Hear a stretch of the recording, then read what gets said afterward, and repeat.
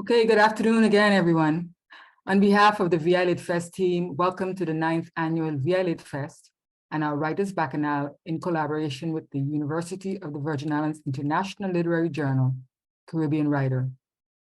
This event is an outgrowth of our annual live book Bacchanal. During the pandemic, we took it online and have continued it so that we can stay in touch with our international and national audience.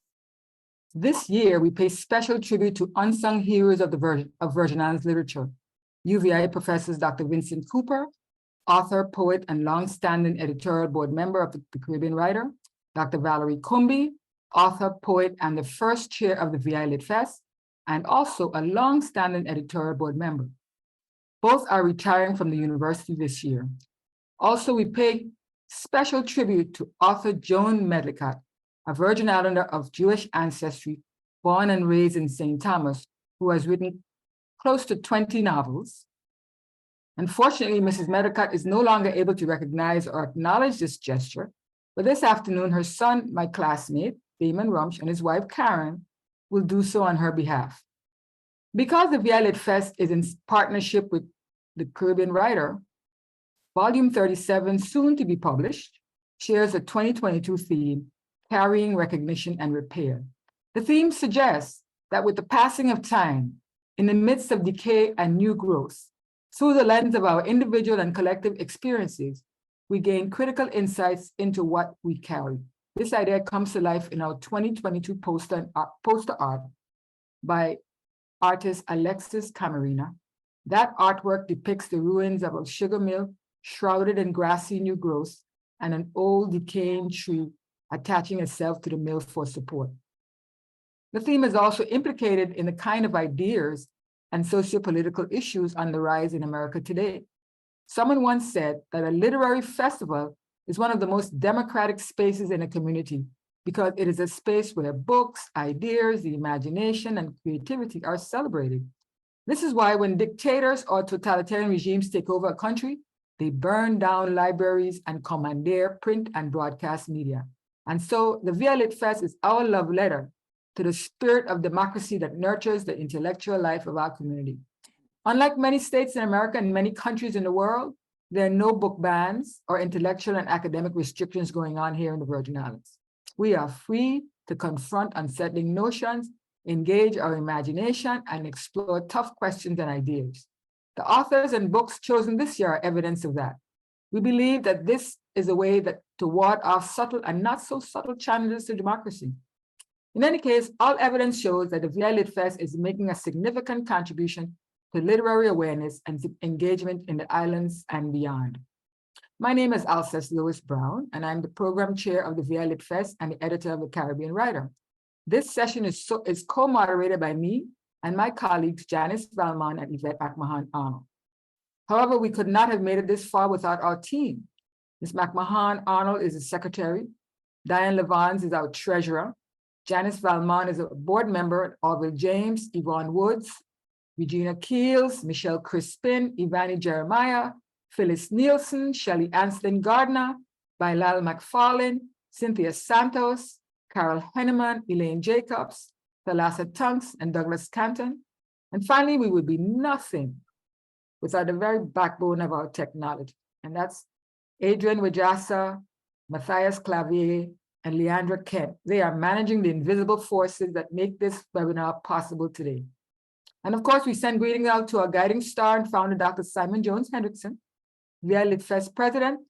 Our prayers are with him as he continues to convalesce. Special shout out to all of the other people who have helped us in some way, even in making inquiries about our progress. And a very, very special thank you to the 2023 VI LitFest sponsors: Office of the Governor, the University of the Virgin Islands, College of Liberal Arts and Social Sciences, UVI RT Park, St. Croix Foundation for Community Development, the Buccaneer Hotel, the Department of Tourism, Cane Bay Cares, Alpine Corporation, Diageo, Virgin Islands Lottery, Vire, Dr. Yvonne Woods, Undercover Books, Department of Property and Procurement, VI Fire Department, Department of Agriculture, H. Lavity Stout Community College in the British Virgin Islands, Pearson, Virgin Islands Department of Education, Seaside Market and Deli, Bright Spark Inc., Caribbean Museum Center for the Arts, Houghton Mifflin Harcourt, Scholastic, Merchants Commercial Bank, St. Croix This Week, Virgin Islands Daily News, St. Croix Avis, Penny Feather Signs, Cane Roots Art Gallery, the G Now Group, Epic 4D, Diageo, and may this afternoon's session exceed our expectations. We celebrated Dr. Kume and Dr. Cooper on Friday, and this afternoon we will specifically celebrate Joan Medlicott. Please welcome Rico Corneiro, who will share a little of his research on Mrs. Medlicott. Then Dr. Ruby Simmonds, who taught Joan Medlicott's novel entitled Belonging at the University of the Virgin Islands, will offer insights into that novel through a videograph that she prepared for this event. Then Mrs. Medlicott's son, Damon Rumsch, and his wife Karen will share a little bit about this unsung Virgin Islands author. Thank you and welcome. Thank you, Ms. Brown. I appreciate the introduction. Again, my name is Rico Corneiro, and thank you for having me. I'd like to tell you a little bit about what I've learned about Joan over the years in reading different periodicals and books and stuff that she had published. One of the things is that she was born in the Virgin Islands, on the island of St. Thomas, back in 1932. And to set the stage, back in 1932, the Virgin Islands was a very different place than what it is today, especially from an economic standpoint. You're looking at a period of time where we just came off of the Great Depression in 1929. And as a little girl, she would go through World War II, which started in 1941. So there was not many resources that were provided to the Virgin Islands during that time, just because much of it went to support the war effort. But nonetheless, growing up in a time when the islands had very little resources, and many little kids you'd see didn't have shoes or wore bag clothes, which is clothes made out of flour bags and sugar bags and stuff like that. She was still a very happy child. So much so that she took many of these stories that she heard from her elders and later on in life would share them with us. At the age of 18, she got married to an army soldier, and together they would travel the world, and she would see a lot of things and learn a lot of things. She was also very much a self-taught woman. She taught herself how to write books, but she was also formally educated from the standpoint that she did get her bachelor's degree and her master's degree. Later on in life, she would come back to the Virgin Islands and serve as the director for the Division of Beautification of the Virgin Islands to help make the Virgin Islands as beautiful on the outside as she knew it was on the inside. Two of the books I'm going to talk about today are going to be the Virgin Island Tales of Olden Days and Virgin Island Tales of Ghost Hunting and Jumbies. And I'm going to let one of my fellow panelists talk a little bit about belonging. In the book, between both books, she shares about 20 stories and folk tales from Virgin Islands history. One of the things that really stood out to me is one of the stories that she told about the coal wharf, in where a 16-year-old boy went to work at the coal wharf to earn money for the family.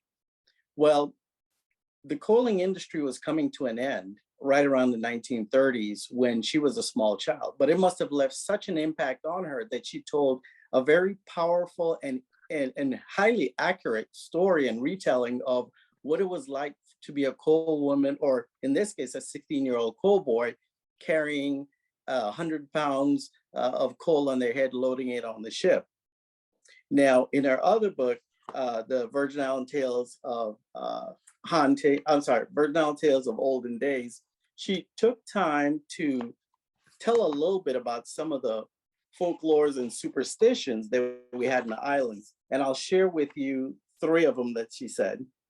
One of the superstitions was to never let a cat sleep on your bed or you will get the tizzy.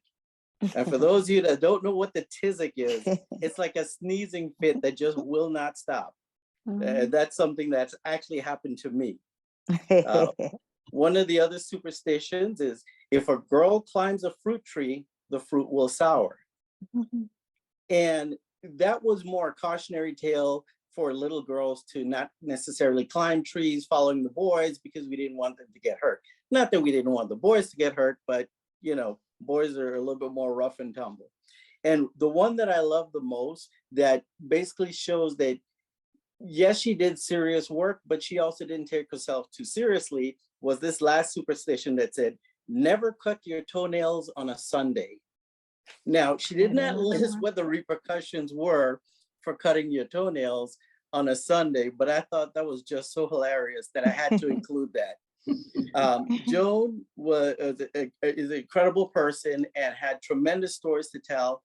And I'm telling you, these two books here about the Virgin Islands and her youth growing up and the stories that she heard, it's so powerful and it's a treasure. And I'm so grateful that she told these stories that we can have them for generations to come. And with that being said, that's my tribute to Joan.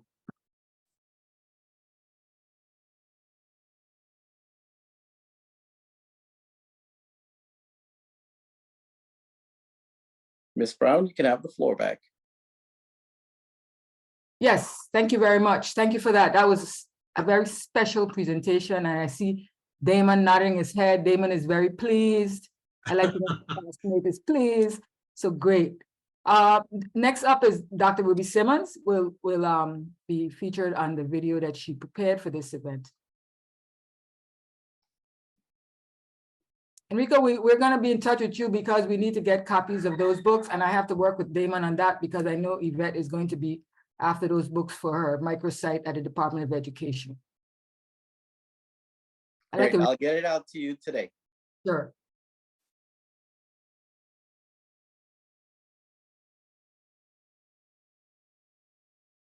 Adrian? Yes, I'm working on it.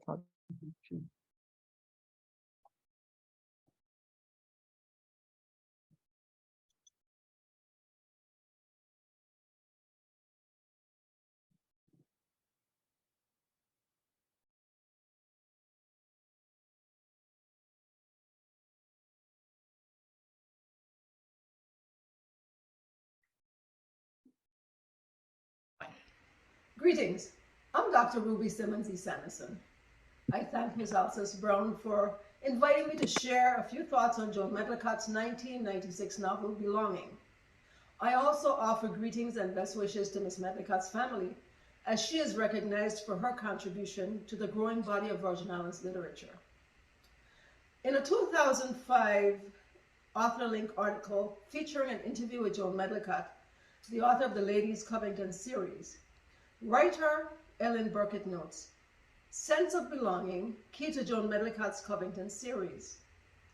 However, for those of us who are familiar with Medlicott's earlier works, we know that belonging has not only been a theme for Medlicott, but has also served as the title of one of her first novels.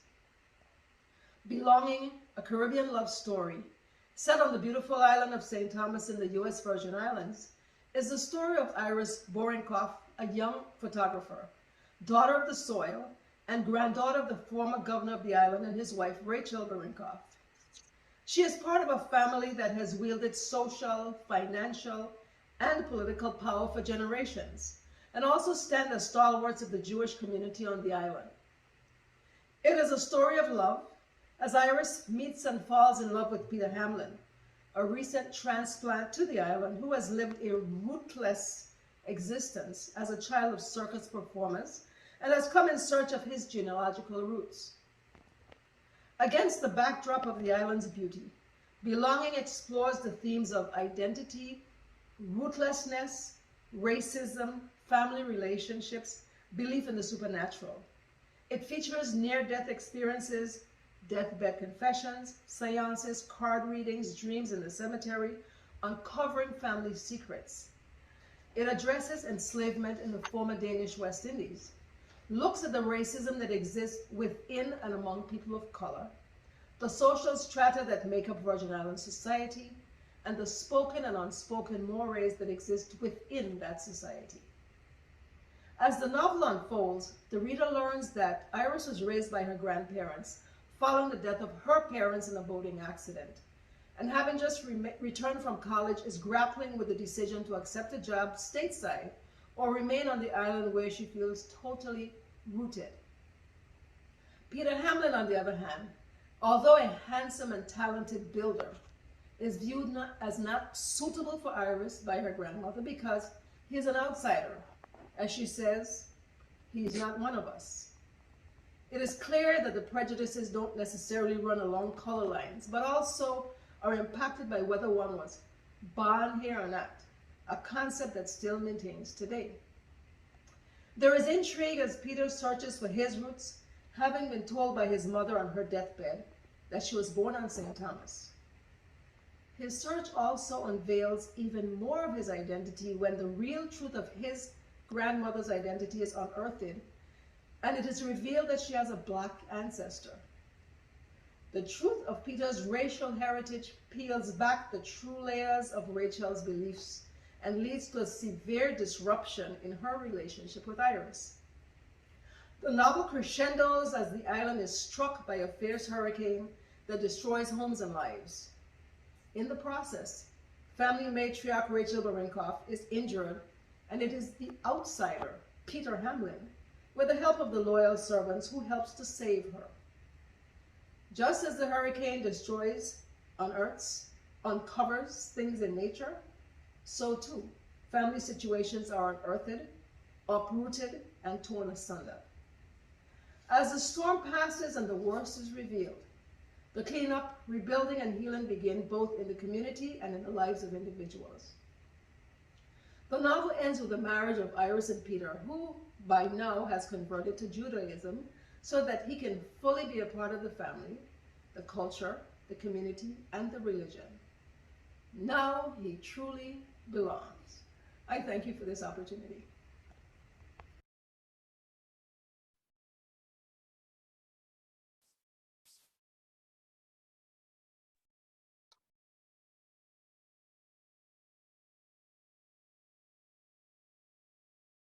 Damon? Yes, hi. Well, first of all, I'd like to thank you on my mother's behalf for having recognized her in such a wonderful way. I know she wouldn't know today that this is going on, but St. Thomas and her roots there were such a meaningful thing. Even when she moved to the States, she always longed to be back in the islands. Dr. Corneiro, is it? Thank you for your research. That was wonderful to hear, and Dr. Simmonds for your rehab of the book. I'm one of 6 siblings. My mother did marry my father, who was a doctor and a medical examiner in St. Thomas when I moved there in '65. I have one blood brother, a younger sister that was adopted, and 2 stepsisters and a stepbrother. I lived in St. Thomas, went to Catholic school from 66 to 72 when I moved to the States. Went to UNCC in Charlotte, got an English degree, and then became a builder here. My mother, who is now living with my sister in Gainesville, Georgia, has dementia.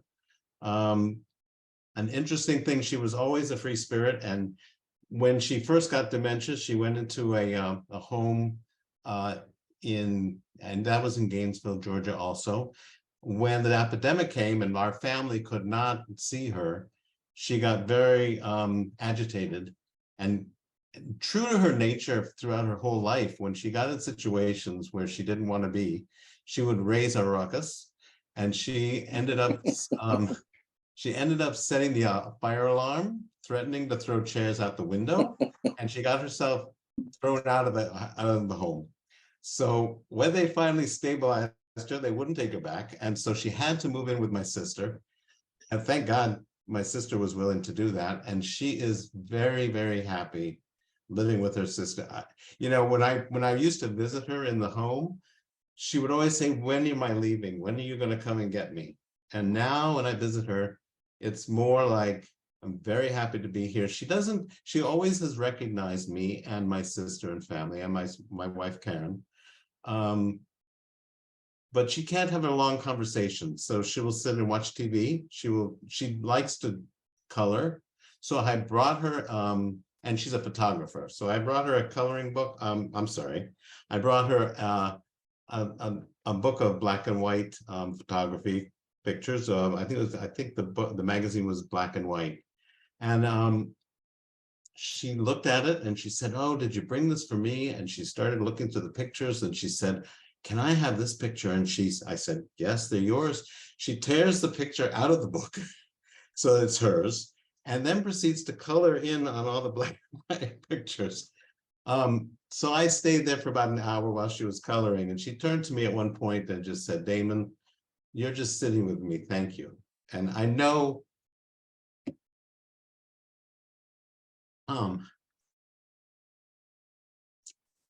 excuse me. I know that she's very happy where she is now, just because of how she played, even if she can't really communicate. I wrote a whole bunch of stuff to tell you about my mother. I guess her passions were the Virgin Islands. When in the 60s, when she was there, the environment was a big thing.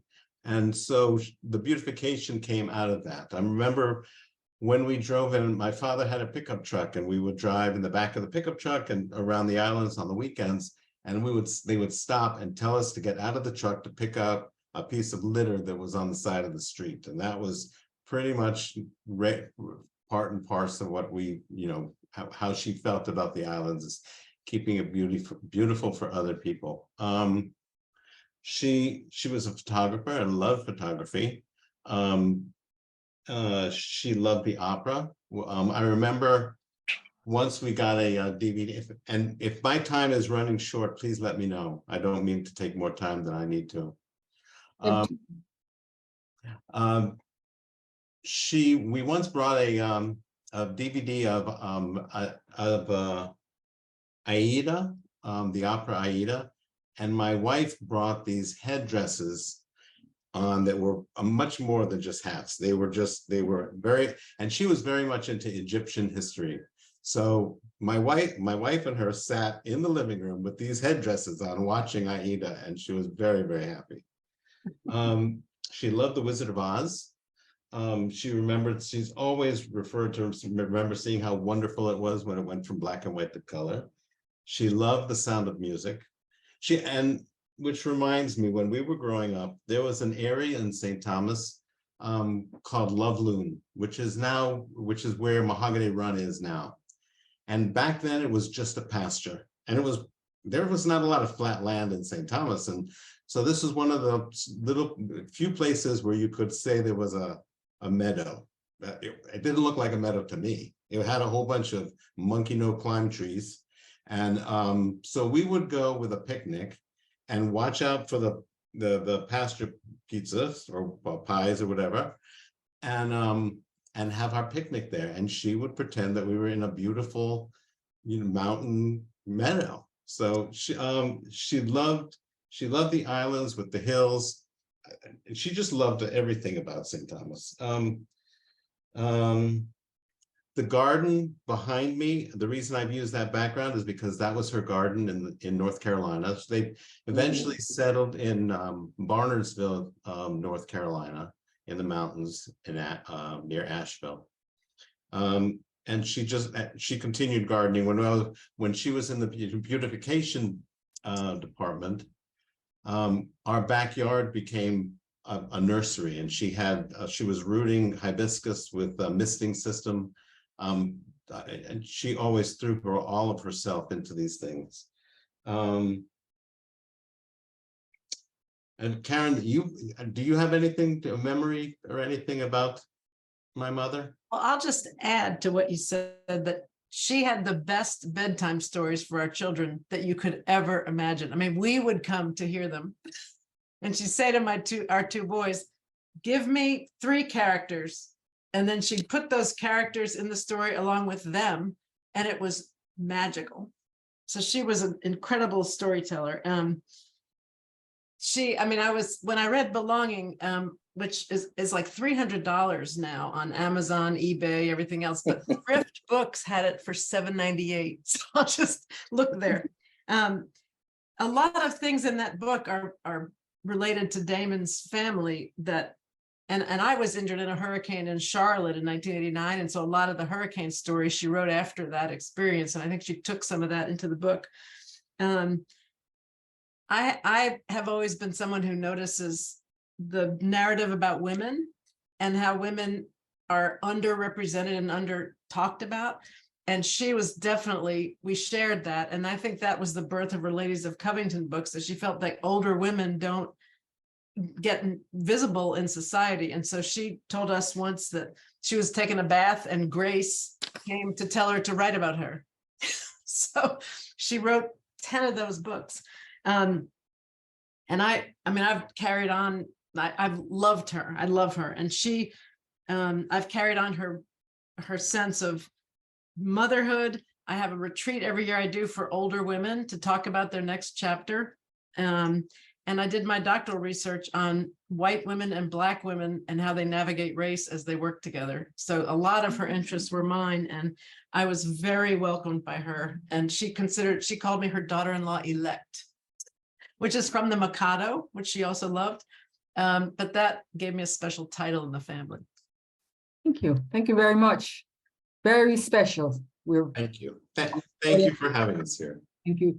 Thank you very much. Damon, we'll communicate via text to get your address so we can send you your gift, and we'll be in touch. Thank you so much. Thank you, Karen. Absolutely. Adrian, back to you.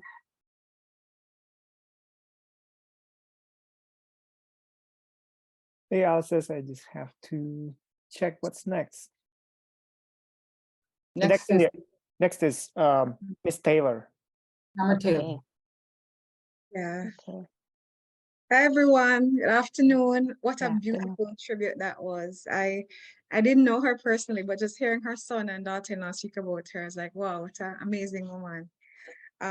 First, I want to just say a big thank you to the USVI LitFest organizers, planners, everyone, especially Alscess who invited me to participate, because this is such a great treat for me. And I'm really hoping that I'll be there in person next year, fingers crossed. But just looking at the agenda, I can see this was a fantastic, fantastic festival. In the next 15 minutes or less, I'm also trying to make sure I keep time. I'd like to share a reading from my debut novel called What a Mother's Love Don't Teach You, which is this. Sharing my screen because some readers may follow visually, like myself. So I'm just going to jump into it. The novel is set in the mid-1980s in Jamaica. I was deliberate in the use of voice. A lot of the characters are speaking Patois, speaking, dialect or nation language. And I tell the story from different perspectives. So the story centers on Dinah, who is a maid in Jamaica. We call them helpers, who 18 years before the story starts has to make a difficult decision about her baby. She was a teen, she had an unplanned pregnancy, and the novel sort of explores what happens when 18 years later, she's working for a different family, and she comes across a young man who she's convinced is her long-lost son. So I'm going to read the extract, just jump right into it. So this chapter is in Dinah's voice. When I was 18, Leroy, Watley's boyfriend from all-age school, wrestled with me one evening in the cane field. I still had on my shorts and panty, so it was pure shock when my period stopped.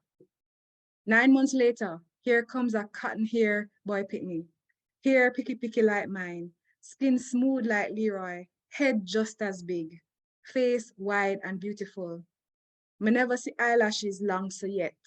Lips so fine and full, and them little fingernails so pink and perfect. Long fingers like mama.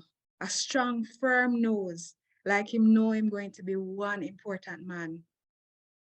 Mama nearly gets epileptic fit, so me tell her I'm pregnant. It's just 2 years I in the job with the Steels, an expat couple who work for the US Embassy in Kingston. I never know what work Mr. Steele do at the embassy, but because of how everybody talked to him, I figure he must be a big shot. Them same work for the CIA, but me don't know if it's true. People even say Steele wasn't their real name. That is a false identity, and them in Jamaica to spy on me, because Uncle Sam suspect we're getting friendly with Fidel Castro in Cuba, and Americans never want any more communism in them backyard. Let him get your visa, Mama used to say, but me never ask, and the Steels never offer. Mr. Steele, white, pale like a full moon. Mrs. Steele was a black woman, but she much more light-skinned than Mama. Her scarves them did smell like lavender, and she wear plenty bangle that look like them about to drop off her hand. She used to dye her hair red. When it was growing out, the root used to be black. The red hair usually dropped across her eyes, so it's not easy to see her small face.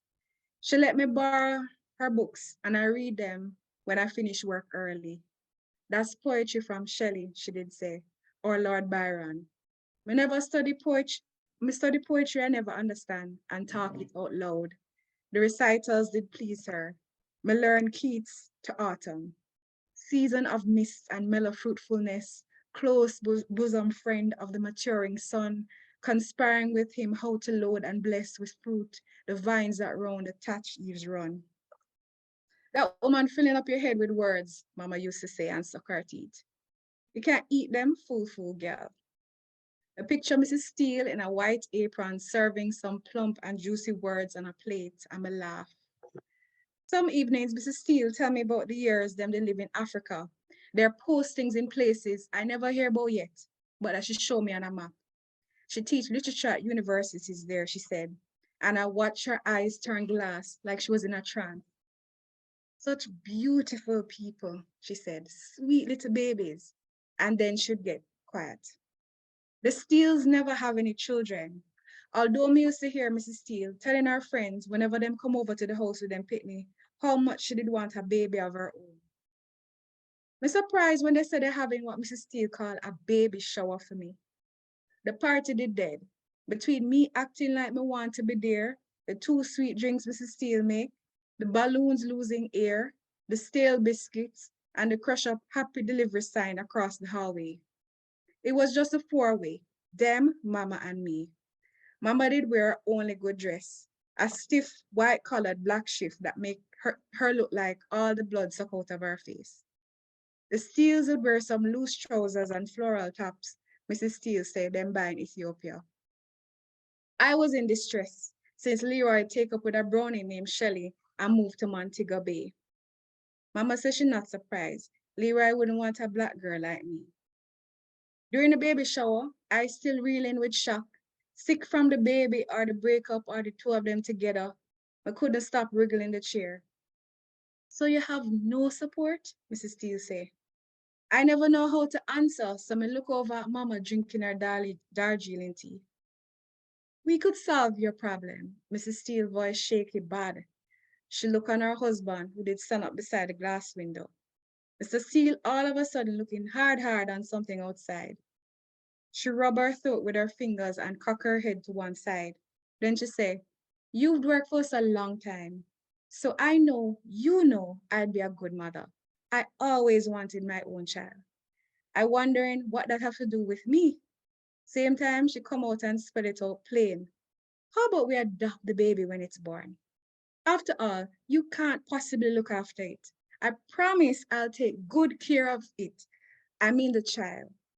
Think what it would be like for them growing up in a big house like this.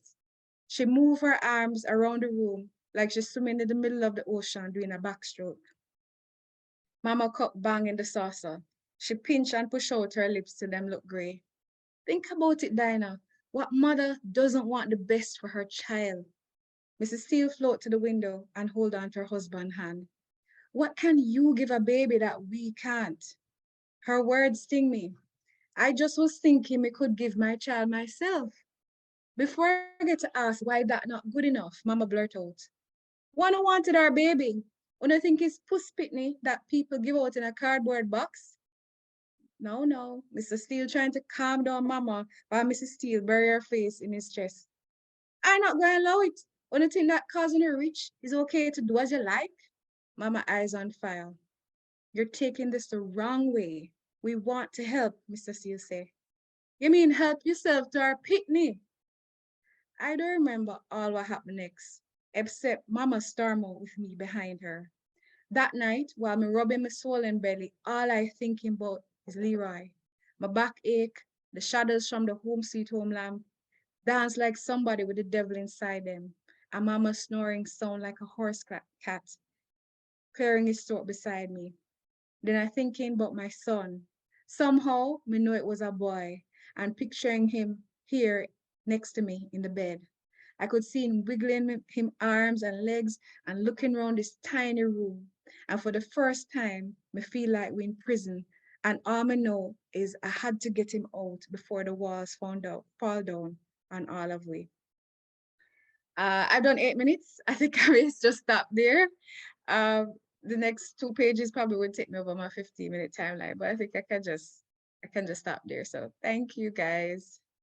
Thank you so much. Are there any questions for, she has a few minutes for at least two questions. Any questions for Sharma? Oh, I should have said Alscess. The book is available on Amazon UK. So I can put the website in the chat. So if you're ordering, it's not on US Amazon, it's on UK.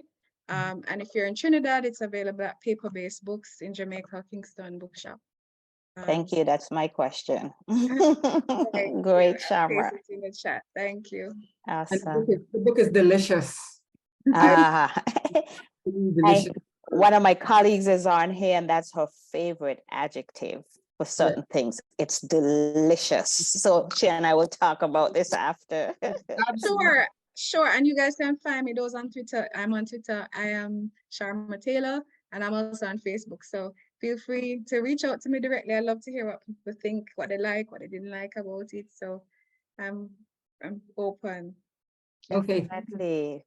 Okay, thank you. We're looking forward to next year in person. In person. Thank Okay, next up we have Professor Sele Adeyemi.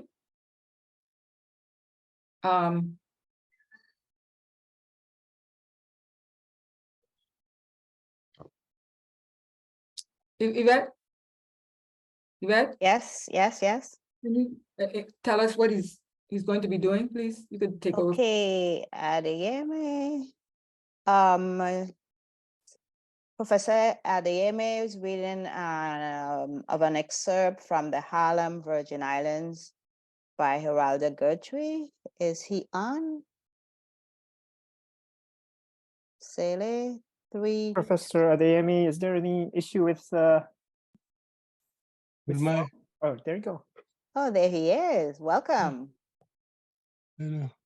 Yes, we missed you this year in person, but welcome. I'm not seeing any. Let me see. Can you see me? We're seeing you. Yes, we're seeing you. We can hear you. We can see you. Oh, okay. Oh boy. It may be the view he has. We can see you. We're seeing you very clearly, Sele. Okay, wait, I gotta put, no, okay. Yes, good afternoon, and thank you for inviting me to the LitFest again. And I have a bunch of notes here. I was just looking through them. The book is entitled Harlem's Danish American West Indians, 1899 to 1964, written by the late Geraldo Guirty. He wrote this book, he perhaps was like in his 80s when the book was written. The book, to a large extent, is based on his own personal experiences. He moved to New York around 1924 and remained there until 1964. And so all during the period of the Harlem Renaissance and so forth. And so he looks at the experiences and activities of Virgin Islanders in New York. As a matter of fact, I don't believe that there's any other work of this nature on Virgin Islanders living in New York. I think Dr. Isaac Ducan, with Molina, and 1 or 2 other books might highlight individual Virgin Islanders living in New York. But this book deals with an entire group of Virgin Islanders living in New York, and basically it centers around a host of organizations created by Virgin Islanders to support and benefit themselves while living in a new and different environment away from home. And at the same time, there was an effort to band together to look at how they can contribute to advancing the status and situation and conditions of the Virgin Islands and Virgin Islanders back at home. In the book, it deals with it, even though it centers around organizations, right? The two major organizations is one headed up by Casper Holstein and another one headed up by Ashley Totten. There's this effort also by Virgin Islanders to unify, to bring all these organizations, a host of organizations, to bring them together so that they can be more effective. And so you have the appearance of the Federation of Virgin Island Societies. And that brought three of those organizations together. It disbanded after a while, and it was followed up by the coordinating community of Virgin Island Societies. Again, a much larger confederation of Virgin Island Societies. But they deal with so many different things, right? They deal with providing support to Virgin Islanders in Harlem who may need assistance with burial expenses, with medical bills. They provide social cultural activities for Virgin Islanders, dances, bus rides. They attempt economic activities for Virgin Islanders. There was a major exhibit in New York and New Jersey of Virgin Islands made goods, Virgin Islands products, fruits and so forth from the Virgin Islands, mats, embroideries and so forth. There was an attempt later on to create Virgin Islands Trading Center in New York, where Virgin Islanders in New York would work hand in hand with Virgin Islanders at home to produce goods in the Virgin Islands, to cultivate products in the Virgin Islands, tamarind, soursop, gooseberries, cocoa plum, and so forth, the making of handicrafts, mats, and then send them to the United States. So there's this effort to create some sort of economic empowerment for Virgin Islanders. And then, of course, there's the political activities. There are mass meetings by Virgin Islanders to deal with issues at home and abroad. The first chapter in the book is an introduction, which gives you a sort of overview.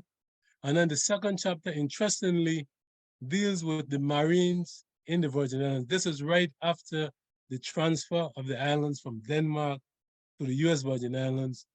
You have you would have the installation of the naval government with the support of a Marine contingent. And there becomes a tremendous amount of racial issues during it. As a matter of fact, the first Christmas, when you would have what is called, some people refer to as naval occupation and governance in the Virgin Islands. Keep in mind, you're looking at a United States Navy that is basically segregated, have to govern over predominantly African or Black population, right? So they come to the Virgin Islands in 1917, and that first Christmas in December 1917, there's almost a sort of pitched battle, major incident, almost a little war between the Marines and local Virgin Islanders. I think it happened when it began with an incident where a Marine hurled some racial slurs against a local Virgin Islander. And other, so you had a conflict between both of them, and other Marines came to assist him. And at that point, they began to shoot guns, rifles all over the town, downtown Main Street, St. Thomas, Back Street, and local Virgin Islanders got together and went into alleys, went on rooftops and so forth, and they began a pitched battle, throwing rocks and battles and so forth. So, you have that happening, and then it moved up and down from up street to down street along the Main Street, goes into Savannah and all that area, big conflagration. The Marines goes into Savannah, shoot up the houses and homes. Luckily, no one is killed. But it raised a big alarm to Virgin Islanders in New York, in Harlem in particular. And they organized a major meeting and chose a delegation of 2 to go to St. Thomas. They chose Ashley Tutton and Elizabeth Hendrickson.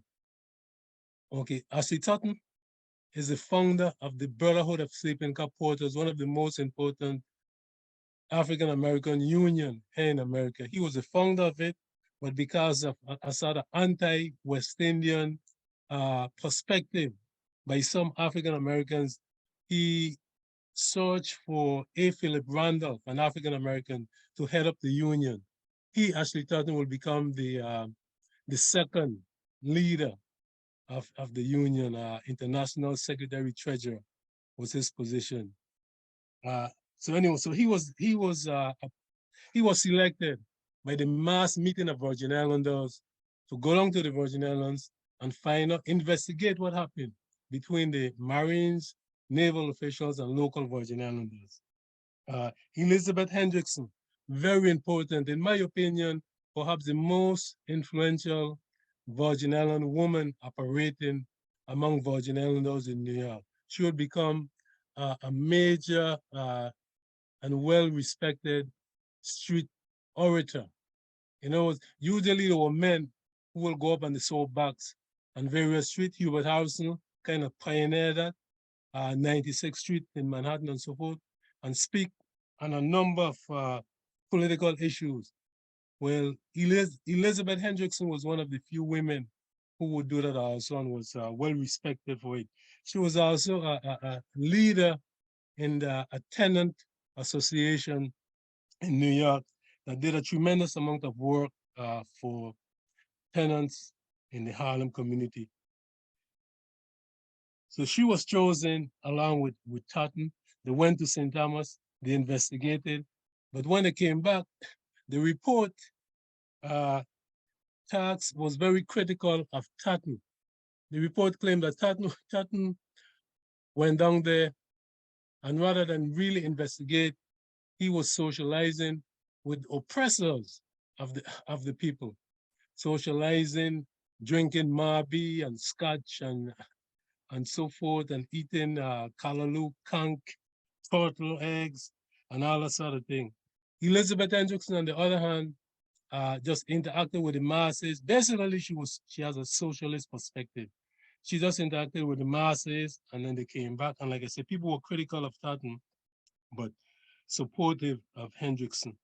Okay, so that's just one incident. And then if you go to the book talks, in that chapter that deals with the Marines, the second chapter, it looks at, and I'll read quickly, it talks about other assaults on Black males and females during this period of naval rule, right, which will be from 1917 to 1931. It says 4 of the subsequent assaults on Black males and females were the holdup of my father. Geraldo Guirty's father had a store, and the Marines held up his father. So he mentioned that.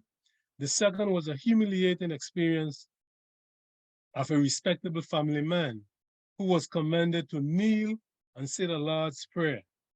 And then the third was a pinching of the young lady, he called them bum fiddles, pass along Queen Street.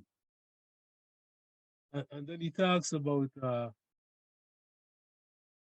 a situation where one sailor of a group knocked the biscuit hat off the head of George Blake. knock his biscuit straw hat off his head, saying, "Nigger, pick it up." Another chap who shined the shoes of the serviceman was upset when the Marine officer threw his payment on the ground instead of handing him the money. Okay, so Guirty goes into a period in our history that many try to sanitize or glass over, which is the spirit of naval rule. But these Virgin Islanders, especially, well, in the Virgin Islands, led particularly by Rachel Francis, right? And in America, with much support from Ashley Tatton and Casper Holstein, there was a serious effort to get rid of this naval government, right? And as a result of those efforts, the naval government was removed in 1931. But you have all that racism going in there. The book also talks a little bit about racism during the Danish period too, because it actually begins, like I said, 1899, so it began when the Danes controlled the Virgin Islands at that point. He touches on so many things. He looks at the issue of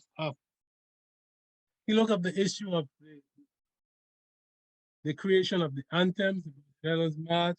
He talks about that in one chapter.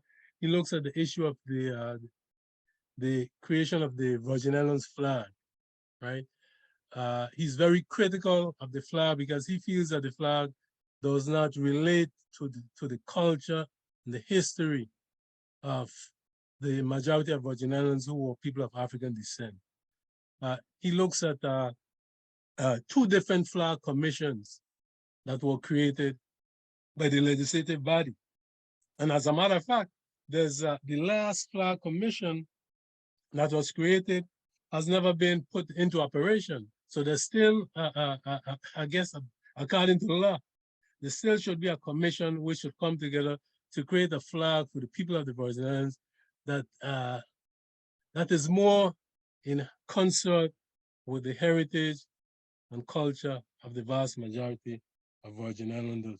He talks also about something that people recently in the Virgin Islands have criticized several times, and that is the chain collar that the governor wears on certain official and formal occasions. When he's delivering the State of the Territory message, for example, he puts on this chain collar that has that represent all the European countries that have colonized the Virgin Islands, and some currently Virgin Islands are critical of it, but and rightly so. But Guirty tells us that, you know, this chain, and I'll read again to look at the history of how this chain came into being. He said a color chain symbol of red velvet and gold shields was discussed and finally passed by the 8th legislature. The symbol was made ready for the inaugural of the first elected governor, the Honorable Melvin Herbert Evans. Vanderpool set a symbol as an urgent requirement for keeping all governors close to the people who will elect each. The symbol at the same time indicates the official achievements of the people over their own affairs. The Honorable John L. Maduro, President of the Legislature, placed a symbol on the colonial chief on inaugural day, January 6, 1970. The makeup of the regalia has the flag of each European nation that had sovereignty over the islands. In a modified triangle at the end of the ornate color chain, 3 pearls identify the tropic gems in the Caribbean Sea, indicated they will be governed by one of their own. The associates of Vanderpool for the historic event and the planning of the symbol were Geraldo Guirty, the author of the book, journalist, then Miss Enid Barr, retired director of Virgin Islands Public Library and Archives, Philip Corneiro, master machinist and designer. And then Mr. Corneiro secured the artistic skill of Janet Ray for the metal work and the tailoring of the red velvet portion. So the interesting thing here is that it is our people who are responsible. You know, some of our people are very critical of the chain, right? But it's our people who actually created a color. And so Guirty gives us a history of how that color came into being. Again, the book, like I said, is very important, I think, for teachers, cultural studies scholars, for activists. It's an excellent, excellent work. He highlights a number of important, prominent Virgin Islanders. Benny Benjamin, he talks about him. He talks about a song that he created that has to do with the market that Virgin Islanders used to go to purchase products from back home in New York City. He talks about that. He talks about, interestingly, two women, and the names slip me right now, but one of them, the Sylvia Vanterpool and her sister, and they are the children of Virgin Islanders. Her sister was a major actress who acted on Broadway, and the sister Sylvia was a singer who Sylvia and Mickey is part of the duo Sylvia and Mickey who made the song Love is Strange, a song that we loved when we were growing up, popular R&B or doo-wop type song.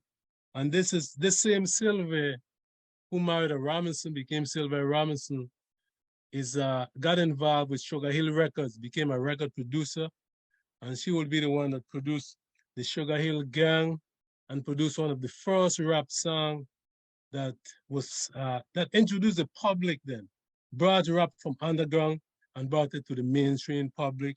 First rap song to make the Billboard charts and so forth. She was involved in that. Well, we always know that from hip hop history and rap history, but we had no idea that she had some connection with the Virgin Islands, her parents being from the Virgin Islands. So Guirty doesn't go into all the rap part of it, but he talks about the R&B song that she's involved with. Okay. The book also he tries to be balanced, because Guirty, in addition to working with the Transportation Union, Guirty is also a journalist. Guirty writes for the Guyana Chronicle. He writes for the Jamaica Gleaner. He writes for Virgin Islands papers. He writes for the New York Amsterdam News, a major African-American weekly. And so he writes as a journalist. So he tries to balance the information he provides in the book. So for example, even though he talks about the racism of the naval officers and the Marines and so forth, he talks about, and I think I want to pull the rest of the way. He tried to balance it by saying, for example, that he said, for example,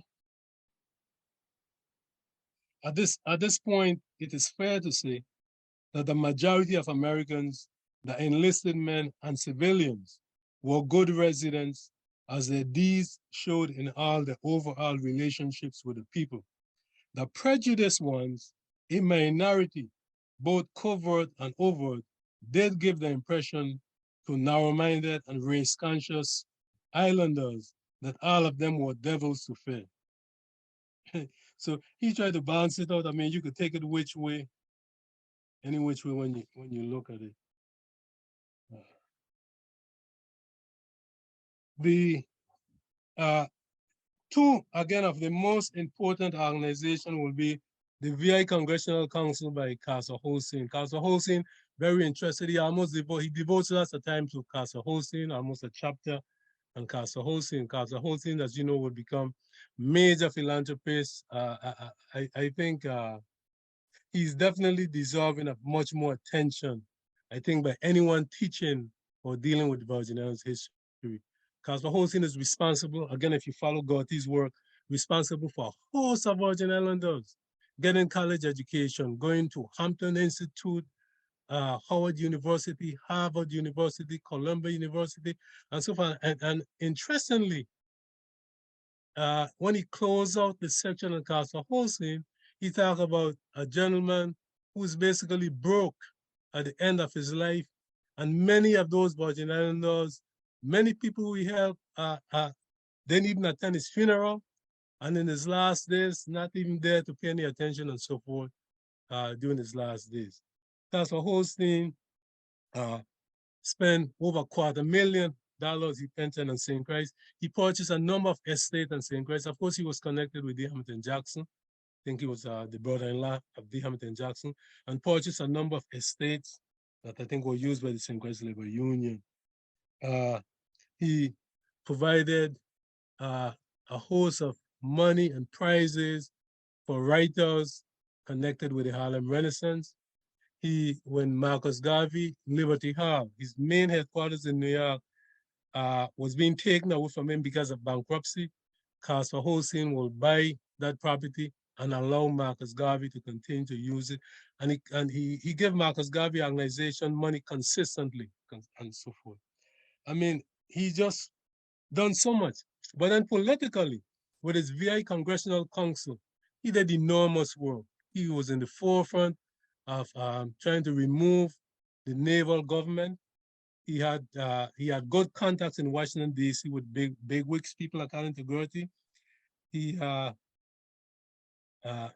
would go to Washington and testify about, calling for the removal of the naval government many times, right?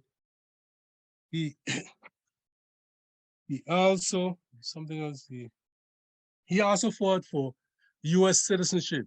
Because keep in mind, after the islands purchased and transferred from Denmark to the U.S., Virgin Islanders, many of those in New York, were simply nationals or subjects, but they were neither Danish citizens or U.S. citizens, right?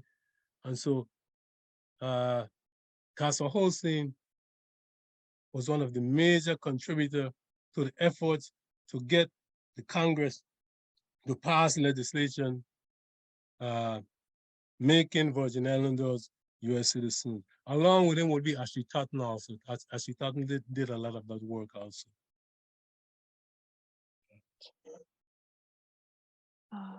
What else do we have here? Sele, I just wanted to keep an eye on the chat as well, to recognize those who are, providing comment. And if I may, Tanisha Roca, in response to your comment about the flag, she indicates, I absolutely agree. It's time for us to remove the naval flag as our own.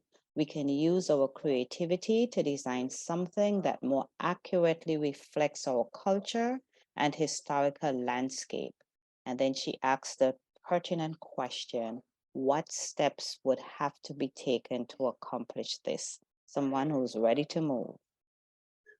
Great comment and point. I would suggest that the first thing is to do that little research with our laws, right? The VI code, to see if what is the status of that law that was passed that calls for the creation of a commission to do the flag, but the commission was never created. I think that would be it. But if we look at the history of how the flags have been created in the Virgin Islands, then it would have to be the legislature. Because even with the naval flag, I think the idea for the naval flag coming from the governor Kittel, I think it still had to go through the legislature to some extent. So the legislative body, I think, is where we need to be looking at. And I do agree with her that we need to have a flag that is more in line. What I can share is that with most of Africa was colonized, just about all the countries except Ethiopia and Liberia. And because Ethiopia was never really colonized, officially colonized, the Ethiopian flag, yellow, gold, and green, when all the other African countries, beginning in 1957, began to regain the political independence, they all used the Ethiopian flag since it was never colonized. They all kind of pay some sort of respect to the Ethiopian flag. So if you look at a lot of African flags, Caribbean independent countries started to do some of the same thing. You have that's one tradition that we have in terms of flag. flag making. The other tradition is Marcus Garvey, back in the early 1920s, I believe, or a little before that, created the red, black, and green flag for us. And so between the red, yellow, and green of Ethiopia and the red, black, and green of Marcus Garvey, you'll see most of the African flags and Caribbean flags have those symbols or colors included in their flags. So those are something we can look at. And of course, we have to look at our unique history and heritage in the Virgin Islands also for symbols to include in a flag. But I definitely agree. We need to look at having our own flag, because I noticed sometimes when living here in the States, sometimes when Virgin Islands, when Caribbean people gather and the fetting and the raising flags, I see a lot of flags, and sometimes you rarely see a Virgin Islands flag. And I don't think it's because people don't, I think it's because some people have questions about the appropriateness of the flag. I think that's one reason. I know for sure I have an issue with it, and I definitely don't wave it like that. Okay, allow me to jump in again. And Alscess, one of you keep me on the time. I think you've put a charge out there for, I think it's Attorney Roker, if I'm not mistaken. Sele has dropped the charge. And then Geraldo Emmanuel has indicated that he sent a letter to Senator Maurice James requesting a change of the necklace. I also suggested replacement for the flags of our colonizers, and in their stead, I suggested examples of our acts of self-determination. And that came from Geraldo Emmanuel. I'm finding this very fascinating. Yes, I'm keeping my eye on the time, but I just have to jump in here, because one of the things we're doing at the Department of Ed, we're working on an ebook. It's a civics book in response to, I forgot the act number, but it was put out by Senator Noel Francis, for us to develop a Virgin Islands-centric civics course. And we're in the midst of doing that. And one of the things we've been discussing and trying to get pictures of is the same necklace that you just talked about. And I'm going, oh boy, okay. So I'm going to have this conversation with Dr. Larson and perhaps share this part of the recording with him so that we can, see where we're going, where that is concerned. So Excellent. You have given so much here in this, and your comment is well taken in terms of making this available to teachers and so forth. I would love to, okay, Adrian, I would love to get my hands on the copy. While you've been sharing, I've been Googling and doing other things here, doing my own research and what have you. But I have been on the lookout for resources that cover the Virgin Islands history and beyond that, because we have a platform, a microsite where we can house resources so that our teachers can utilize these resources. So don't be surprised, you will hear from me in terms, not just this, because I know you have other material. I'm out there looking for material, curating material, resources and the like to make available to our teachers. Yeah. I hope I don't scare you.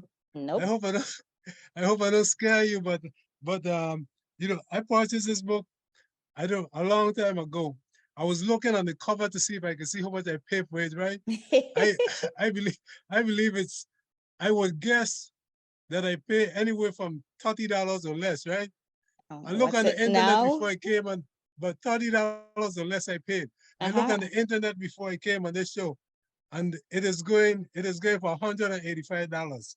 Okay. That's what the book that's what the book is going for now. So okay, something similar to what Joan Medlicott's son said in terms of what they were purchasing for like $7.99 and now the cost. Yeah, so I hear you. I bought my copy for $220. Wow.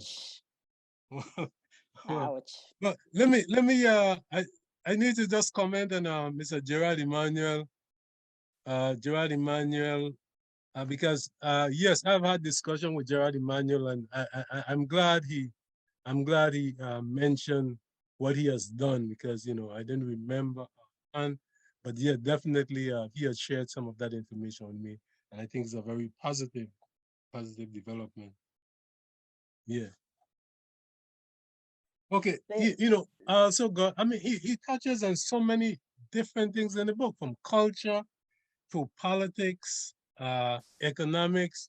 He mentioned, in terms of political status, he has quite a bit on political status in different parts of the book. One of the things he mentioned he mentioned 2 attempts for political independence. He mentioned that some Virgin Islanders, I forget who he called, but see, some Virgin Islanders feel away when people mention independence. But he said that in 1895, because of a threat by Germany, the Danish crown was considering independence for the islands, right, in 1895. Then again, he mentioned the next time in between 1865 and 1875, a group of mostly middle class people living in the Virgin Islands, led by a Guyanese, Robert McKay Hughes, was spearheading a movement for independence also. They were concerned about the economic conditions of the islands. And so they were largely looking at economics, and they also were spearheading that that effort for political independence at one point. So he Can I mentioned share that. one more piece in the chat, just to keep us? This is from Gerard as well. He said there are also bones found at Hull Bay on St. Thomas in 1975, which was sent to the Smithsonian to be stored and dated. It is possible that they might be dated before the time of Columbus's visit to the Virgin Islands. And then Regina Keels, I'd like to see the VI flag change. You're heating up the conversation here, Sele. Timothy Hodge is there. Thanks, Tim. I got your link about the necklace. Is there a reference to nationals by island from other islands? Okay. All right. Okay, so we let you have your last comment, Sele, and then we need to continue this conversation in some other way, some other how. Alscess has this way of bringing us together, even outside of the LitFest. We would look at an opportunity of that nature. So go ahead, give us your last comment. Okay, Guirty doesn't say anything in the book about the skeletons that were found at Hull Bay in 1975. Van Sortima deals with that, but a lot of Virgin Islanders are mistaken about it, because they just say, well, these were Africans that were here before Columbus, on St. Thomas, right? But if you look at what Van Sortima have said about them, Van Sortima said, and other scholars who have looked at it, other archaeologists who have looked at the skulls, I think they are in agreement that they are skeletons of Africans, but they have not been dated. Van Sortima said they have not been dated. Now there's an estimate, there's an estimate of a date given. The date that is estimated, what is it? I think it's 12, I think it's 1250 or something like that. Yeah, CE is the date estimated. But the estimation is based on stratigraphy, the layer of the soil, and it's based on some pottery, some indigenous American pottery that they found in the grave. But they were not actually able to date the skeletons. Now I know that okay, 1250, yeah, 1250 AD or CE. I know that Gerard raised that very recently with the 175 Emancipation Anniversary Commission, that perhaps they can probably look into that. So people have questions as to, can we get a second look at these fossils and maybe try to date them now? with all the latest technology that we have? That's the question is out there. But if people, I would advise or suggest to Virgin Islanders that they don't just run with this idea that these bones are bones of Africans who were dated to 1250 AD, which is sometime before Columbus. I won't go with that because we still need to do that dating to make sure we're on solid grounds. Thank I you guess it's so almost time much. to. Yes, it is. Hate to switch, but this is interesting. It has raised a lot of interest, questions, and the like. Hopefully, Alscess, we can pursue this in another forum. I want to thank you so You're much welcome. for this information, for stirring us.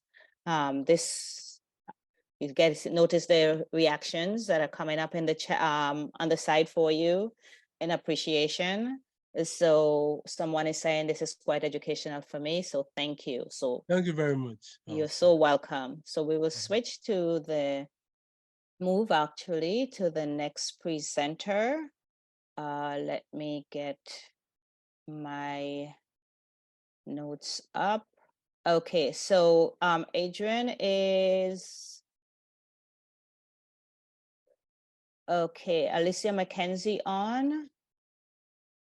Adrian or Dr. Richard Georges? Oh, yes, she's here. I can see her. Okay, Yes, awesome, yes, I'm awesome, here. awesome, awesome. Okay, so we go with Alecia McKenzie, one of our authors who we were so fortunate to have her in person with us. That means she's still on island with us, and she's going to be looking at the role of ideas in writing fiction. So take it away, Dr. McKenzie. Thank you. Thanks so much. And as I've been saying before, it's just such a pleasure to be here. And I'd like to thank Alscess. Thank you, Yvette. And thanks to the whole organizing committee. So I'm using my phone because I didn't bring my computer, and my phone has a cracked camera. So I don't know, you're probably seeing some strange things. Is it okay? That's okay. We can see you, we can hear you, you're good to go. Okay, great. So ideas, it's, I have to make a distinction between fiction and nonfiction. So, and with nonfiction, I'm including journalism, because for a long time, my day job has been journalism, interviewing people, writing about all kinds of things, including climate, politics, culture, and the arts. And I really, really learned a lot by, is this better? I really learned a lot through interviewing people, through journalism. I mean, you learn so much when you speak with people, and when you do a formal or even an informal interview and people tell you about their work, about their lives. It's really interesting. There's a book called Other People's Trades by Primo Levi, an Italian writer. And it's all about how interesting the things that other people do, how interesting that can be. It's, for instance, if I had to go and interview somebody who has a butcher store, for instance, let's say a butcher. I live in France, and you still have, the corner butcher. You still have these small shops where, and I'm not a big fan of eating meat, but this would be interesting to find out, okay, why did you decide to become a butcher, for instance? And that can be for anything. So a lot of ideas for the nonfiction just comes out of my personal interest in what people do. I wrote an article last summer. I was in New York and I was just walking around, right? And I came across this gallery and the paintings were, I mean, so vibrant, so colorful. So I walked in and the artist was there. And it turned out that he was from the Caribbean. He was from the Dominican Republic. So we started talking just, you know, about the art, about what inspired you, about these colors. And so I said, you know what, let me just do an interview. So I turned on the recorder on my phone, and that led to this article that was published by the news agency Interpress Service, published it on my blog as well. So I think a lot of the ideas come from just walking around, just looking, just being interested by what you see around you, and also being interested in other people, right? I think it's a basic thing for me. I'm always curious about what other people do, what motivates them, and so that feeds the nonfiction, but it also can be inspiring for the fiction as well.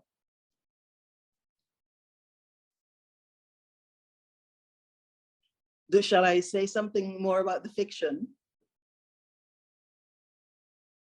Sorry, I was trying to find my button to unmute. Yes. Yeah. I like what you just said in terms of a lot of it just comes from you just walking around, interviewing people and so forth.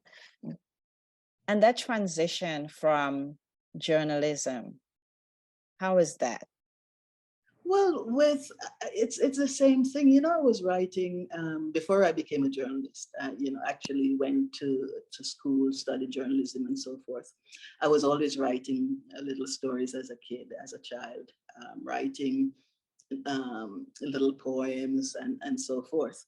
And I would say that so I was writing all through university, through high school, mostly poetry in high school. But I would say that my first real story came from a letter that my grandmother wrote me when I was living. I think I was living in Belgium at the time. After graduating from grad school, I moved to Belgium, and I won't go into the reasons why, personal reasons. But so you know, we had this correspondence. I was writing letters home to my mother, to my grandmother, and my grandmother had a very particular way of writing, a very special way of writing. And so she sent me this letter once, and there were all these, you know, religious references. Keep praying, be good, forgive people who hurt you, forgive those, how does it go? Forgive them as God forgives you, or I need to go back and read that. I'm sure I'm misquoting, but anyway, so, and that letter just touched something in me, and it inspired this story. And this story was about how much we reveal in our letters. So that was the basic idea that inspired the short story based on these letters. So I took some of what she said from the first letter, and then I made a story around that, you know, with an exchange of letters. So here's this grandmother in the Caribbean writing to her granddaughter far away, and how they managed to tell a whole family story through these letters. And you know, at the time, I think I wrote that story when I was in my mid-20s or something. I had no idea there was a term for this kind of writing, that it was called the epistolary form. And I did a reading at a conference, and you know, the person who introduced me said, okay, you know, this is a story which is like, you know, such a good example of the epistolary form. And I was like, oh, okay, there's a name for that. But anyway, so yeah, so those ideas can come from anywhere. You know, you can read something in a magazine, for instance, something that sparks your interest to investigate further, and that can lead to an article, it can lead to a short story. Okay, great. So we have a question from Andre Bagu. Andre, be ready, you're up next. He'd like to ask, do you see a relationship between the critical faculty needed for nonfiction / journalism / art criticism and fiction? That is an excellent question, really. I think, you know, apart from the critical thinking and the critical process, one of the things I noticed with my own writing is that I want to be clear. And clarity is something that is such a basic thing in journalism. I mean, you know, you must be clear, and you must structure your article in such a way that you give the most important information first, and then, you know, the inverted pyramid and all of that. Whereas with fiction, you don't want to give the most important information first necessarily. You know, you want to sort of have the reader keep reading, so you want to have that suspense going. So, you know, there are all kinds of differences. But as far as the critical thinking goes, what I've learned from journalism is that when you write something, you have to keep the reader in mind, and it must make sense, and you have to follow certain rules. With fiction, I tend to sort of break those rules, but they're still there, if I can say that. I hope that answers the question. Hello, Andre. Awesome. Nice to meet you. All right. Thank you so much. Oh my gosh, you break the rules. And I think as writers, I want to say that's allowed. Of course. Yes, you break those rules, you make it work. Okay, and see, you look at all of the reactions to what you've said. So let me say thank you so kindly. So good to see you, knowing that you're still here with us. Thank you for your time with us in person this weekend. And thank you for your continued contribution to this segment of our LitFest this evening. Really appreciate you. Coming in right at their time, but we will continue to move forward.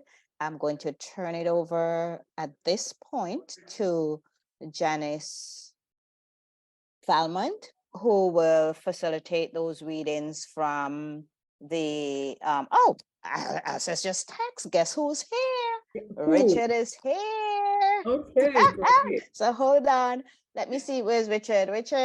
Dr. Richard Georges came in right on time. Talk about timing. Richard is our next. Richard, are you ready to go? Good afternoon, I hope so. Yes, good afternoon. Welcome. Thanks for being here. We know you're somewhere, wherever, but we are so happy that you're able to join us. I'm just going to turn it over to you right away. Tell us a little who you are. Not a lot. We just want to hear from you. Go right ahead. Lovely. Thank you very much, Yvette. Good to see you again. Good afternoon, everyone. I'm happy to be a part of the USVI LitFest. Unfortunately, not in person, but you know, things are they are. So I appreciate that they had the virtual component of the program. So today I see I am to have a reading and a discussion surrounding the use of metaphor. So I think I'll read a poem that is yet to be published. start there, and perhaps is it fine if after I read, people can we can probably engage in the conversation either via chat or through the mic, if that's Yes, fine? they've been putting comments and questions in the chat, and I just relay them to the Okay. presenter at the time. Okay. So actually, this poem is going to be published in an anthology entitled Masculinities and the Arts. I think Opal, DC.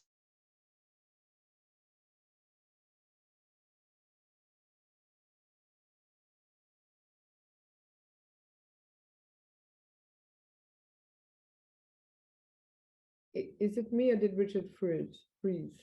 I think he might have frozen. Let's wait a few and Yeah. see. Can you hear us, Richard?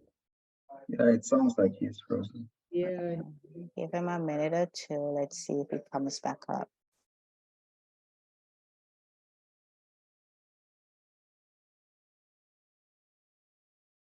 I'm not hearing him. I'm not seeing him. I think we've lost him altogether. Oh, he's still here.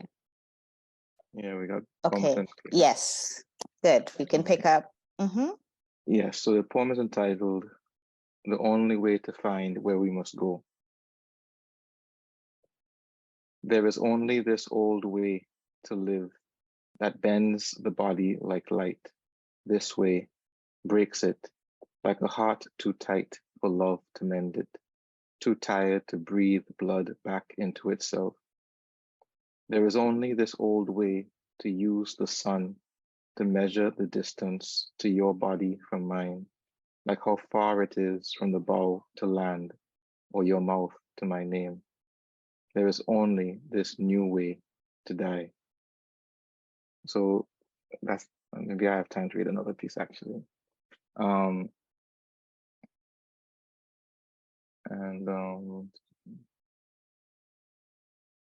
Just, I mean, while you're looking for that, I'll communicate to you. Andre said, OMG, that was incredible. And you can check the hearts and the claps going up on the screen as well. Kind.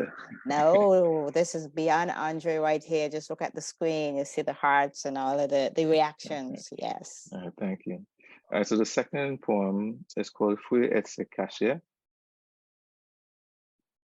And I think this is a bit more embracing of metaphor. Close your eyes. I see a woman unwrapping a papered past, an open window, the growing garden, a hawk looping the air. How come your bones, so filled with lightness, hold you up like a scaffold? Do not make sound, roar like the ocean does, at the insolence of land. Grasp the hems of your skirts, dry your eyes in me. How the salt looks a tributary, an ancient route back to your fertile home. Build a barrow with your hands, drape the mound with your hair. Make a room in this house. Make room in this house besides the bones of this ivory city. How can you know your people without love? Close your eyes, but do not close the body against the air of the day. Its heavy wind, the window frames, the world. Eden shrinks itself into a disk, and Eve rises anew, casting down the fiery sword. Oh, right. Yeah. So Richard, and we look at the reactions are coming up again. So in addition to Andre's OMG, that was incredible. We also have from the chat, Sharma Taylor, brilliant, beautiful imagery from Adrian. Oh gosh, I lost that one. Love it, Lelawattee, yes. Lynda Crawford, she's quoting, dry your eyes at me. I love that line too, Lynda. And wow, from Alecia McKenzie. So I like what you've done here, Richard. Instead of talking about metaphors, you just show them. You just read them. You just created them. You just gave us the images. And with that, then there's no question what these metaphors are. So thank you. Brilliant, brilliant, brilliant. Love it. All right. So Janice, that's it for, oh, they're still coming in. Lovely. Okay, so you can just keep an eye on the chat and get the reactions to your 2 poems and the metaphors that you have so brilliantly created so that we too can see those metaphors. All right, thank you, Richard. Thank you. Thank you. Hope to see you in person next year. Yes, I hope so. Stay tuned. We already have the dates. We already have the theme, you know, Alscess. And I hope to see you guys in November in Tortola for the LitFest. Okay, that's a deal. That's a deal. That's a date. So we'll be in touch with that. And we took care of your representative. Awesome. Okay. Thank you so much, Richard. All right. Okay, so is Miss Laury Egan on? If not, I receive a sponsor, so she may be able to start soon. Okay, so Janice Valmont, let me just turn it over to you when Miss Egan comes on. Adrian will let us know, but you can start with those readings from the Caribbean writer. For those of you who've presented so far, thank you so kindly. Thank you, everyone. So this is, where's my, can you see? The coming right there, yes, stay right there. Mm-hmm. So volume 36 of the Caribbean writer, Disruptions, Disguises, and Illuminations. We are so excited. I love the cover. I don't know about everybody else. If you don't have your copy as yet, please get yours very soon. And of course, our esteemed editor is none other than Alscess Lewis-Brown. So for the next few readers, we'll be reading from the writings that published in the Caribbean Writer, volume 36. So my first reader here, and again, as Yvette said, you know, following what we've been doing, everyone just kind of say your name, you know, quickly, just a little bit about you. You do have 7 minutes, and we are so proud of our schedule so far. So we are going to be able to maintain that. And just tell us who you are, what you're going to be reading from the Caribbean writer, and you have 7 minutes. So I am going to call up, please don't let me butcher your name, Otancia Noel. You can open your mic and begin. Hi, good afternoon to everyone. Yes, the name was correct. Thank you very much. And thank you for having me here. Just for a little background, I am from Trinidad and Tobago. My story, Muslim in Memory, is based on personal experience from growing up on the Jamaat al-Muslimin. I mean, it's fiction, this one. Some of my stories are also non-fiction. And most of my stories are coming from my book that I'm working on right now, which is called Keturah's Memory. So to start up, so I'm reading from Muslim in Memory, as I said. After the grand takeover, it was chaos. The country was in shambles and our lives turned into nightmare on M Street. In your backyard, Freddie was not in my dreams anymore. He was right there in my house. Adeyemi was locked up. The police and soldiers was out for blood. They turned on the oven on all the people who was locked up family. And even some people who wasn't their friend, family, or foe. And we did not escape. Girl, I tell you, this is not no Cinderella and Snow White now. Anyway, just when you was thinking things couldn't get worse, Papa, things get worse than picker in a Google breath patch. 3 weeks after Adeyemi get locked up for the grand coup, the entire army and police force raid Grandma's house. My grandpa had a heart attack, literally. The army swooped down on the house, guns at the ready, meaning business. A neighbor to tell we a few days after that them had blocked traffic 10 streets down the main road, both ways, and set up trucks lining the road all the way to inside we street. People in we village never see so much army before except for on TV. Yes, Gil Bonje, they bring the whole caboose. Probably they thought we had a whole new band of Mujahideen waiting to do our next overthrow by we. Girl, so me, baby girl, and him in the land at the side of the house. And we ain't know them soldiers and them ready reach by we yet. In the land was the only place we could have feel some peace, trying to understand what really happening. And trying to get away from all the people who suddenly come in by grandma since Abby them get famous. Suddenly, Ham announced, hey, the bush moving. He say, Ole, look, and he gets serious. The bush moving, no joke, I'm not lying. I stop, and I tell the other two to stop too.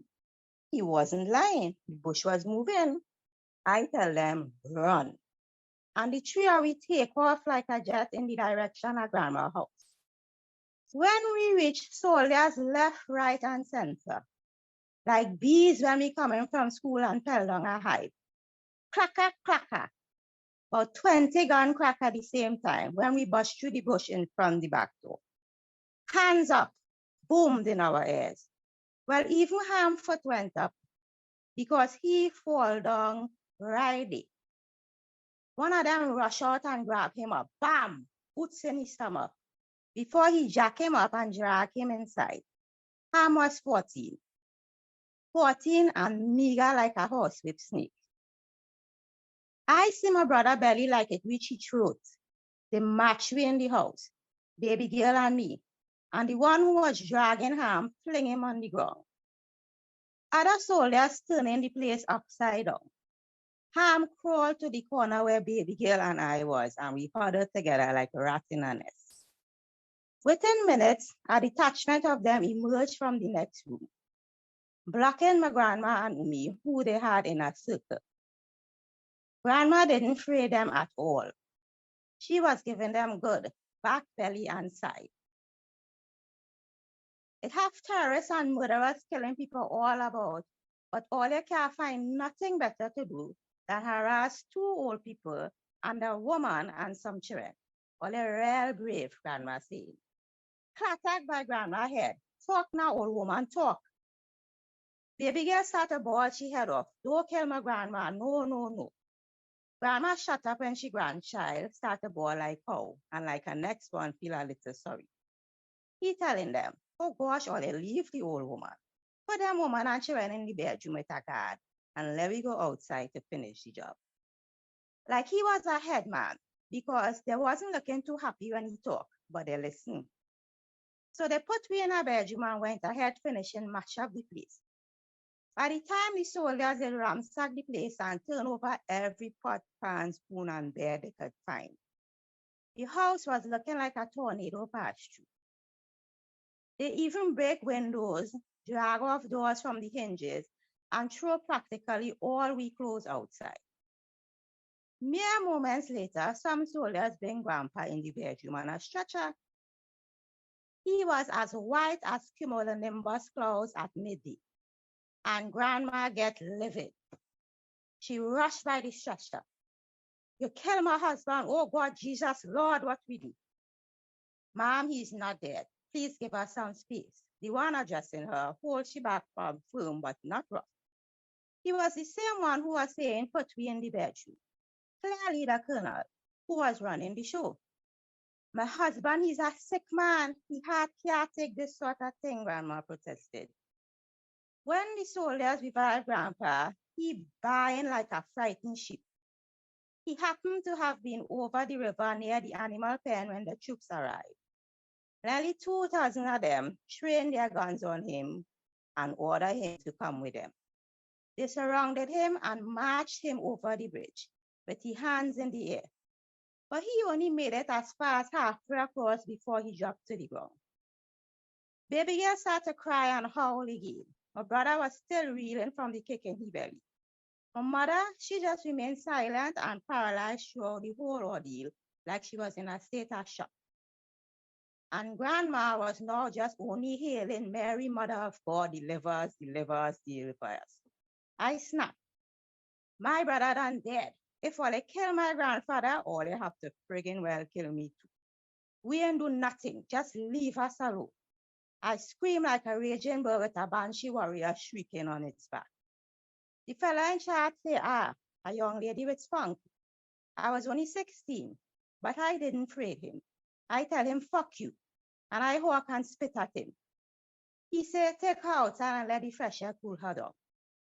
One of the soldiers who was spitting in her Colonel come and hold my hand and trying to carry me out the house. Don't friggin' touch me, mister, I tell him, and I pull away my hand. Why ain't pick up somebody your own size?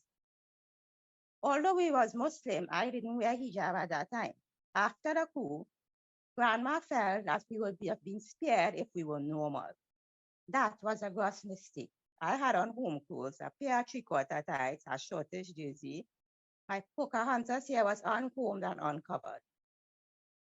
Disregarding my own, my grandmother, and my sibling protest, a pair of soldiers took one arm each, lift me off my foot, and take me out of the house, kicking and screaming and spitting saliva and invective at them. I'll stop there for want of not going overboard. I think that's a nice point to stop the story. Yes, it is. Thank you. Appreciate that. But I think even more, the very next line, the shadows of the trees moved and the heat was now falling on Joshua's back. And because one of the first comments someone put in the chat was they liked the bushes moving. Okay, so I'll probably just do that paragraph there. Yes, The shadows so of the trees moved and the heat was now falling on Joshua's back, and she could hear the ewe bawling for relief. Usually by this time, Auntie Kay would have already milked her, and the two lambs would be frisking about in the kitchen garden, waiting for Auntie Kay to chase them away with a whack from her cookie broom. Joshua stretched her body, and just as she was about to open her mouth, Keturah paused the story and exclaimed, "Oh God, child, my goat calling. Lord, me ain't realize we out here so long." Excellent. So again, Thank you. Yvette's model, really nice comments, beautiful imagery, brilliant. Thank you. Yeah, very, very well. Nice. So thoroughly enjoyed that. Thank you so much. I'm looking You're forward. welcome. Thank you for having me. Next, yes, another opportunity in the future. Robert. So thank you. And please look at the hearts, okay? And all the cheers. Awesome. Thank you, everyone. Thank you. Is David here? If not, I would be happy to go on to Lynda. And this is the Dr. Falmont. I think Yes. Laury Egan is. Oh, she's here. Is here, Okay. so Yes. we can go with her first. Yes, absolutely. And guys, so everyone, thank you for your flexibility. Like Yvette said, we have a nice change. We are actually pretty much doing well on time. So I appreciate your flexibility. As folks come in at the scheduled time, we'll just do those. Thank you for those who are here all the time. So well, go ahead and turn it over to Ms. Egan. There you go. You're muted, Ms. Egan. Okay, go ahead, Yvette, go ahead. Yeah, Ms. Egan, you're still muted. We just turn it over to you. Just tell us quickly, a couple of sentences, who you are, what you're gonna do for us today, and take it away. Unmute yourself. Wait a minute, hold on. My name is Laury Egan, and I am an American from New Jersey, but I spent some time at St. Croix when I was very young, and I wrote this book as a result, back starting when I was there when I was 16 years old. So am I missing something here? No, you're fine. Oh, there you go. You want to show your book? Okay, good. Okay. Yes, we can see it. Once Upon an Island. Yes. Yeah, this is a photograph from Pelican Cove, which is very appropriate for the book.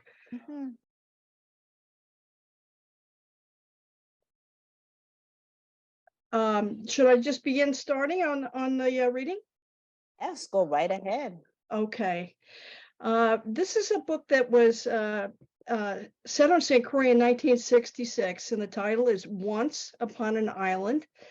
And it's about a 16-year-old girl, Livia, who travels to the island with her mother, a glamorous artist.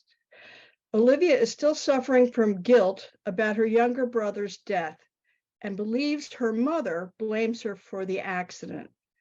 The two stay at the Pink Fancy, where the charismatic owner, Travis, charms them both. When Olivia begins seeing her deceased brother in Christiansted, she becomes obsessed with this elusive figure. Feeling alone, and at war with her mother, she forges a friendship with a mysterious Czechoslovakian widow, Sophia. They reveal their personal traumas to each other. Sophia was a World War II prisoner in Ravensbrück concentration camp. So the novel is a portrait, very nostalgic portrait of St. Croix, and a coming-of-age story about a rescue and a resurrection. Many locations will be familiar to residents. I'm going to read you a little passage from day 2. Olivia is exiting the hotel pool and notices a woman in her late 40s sitting on a chaise reading a newspaper. Quote, her hair was gathered within a pink kerchief, though some silver and black curls escaped and fell on either side of her forehead. The woman's slender arms and legs were graceful, yet her torso was thick, a figure others might describe as matronly.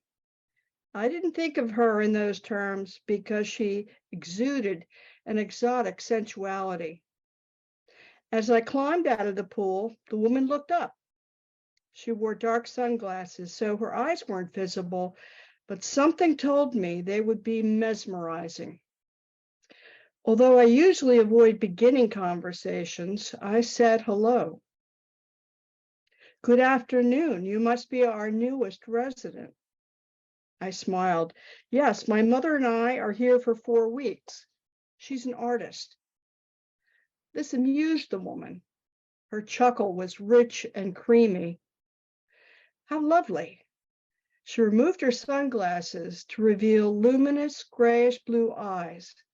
Her gaze was direct but uncritical, appraising yet strangely empathetic.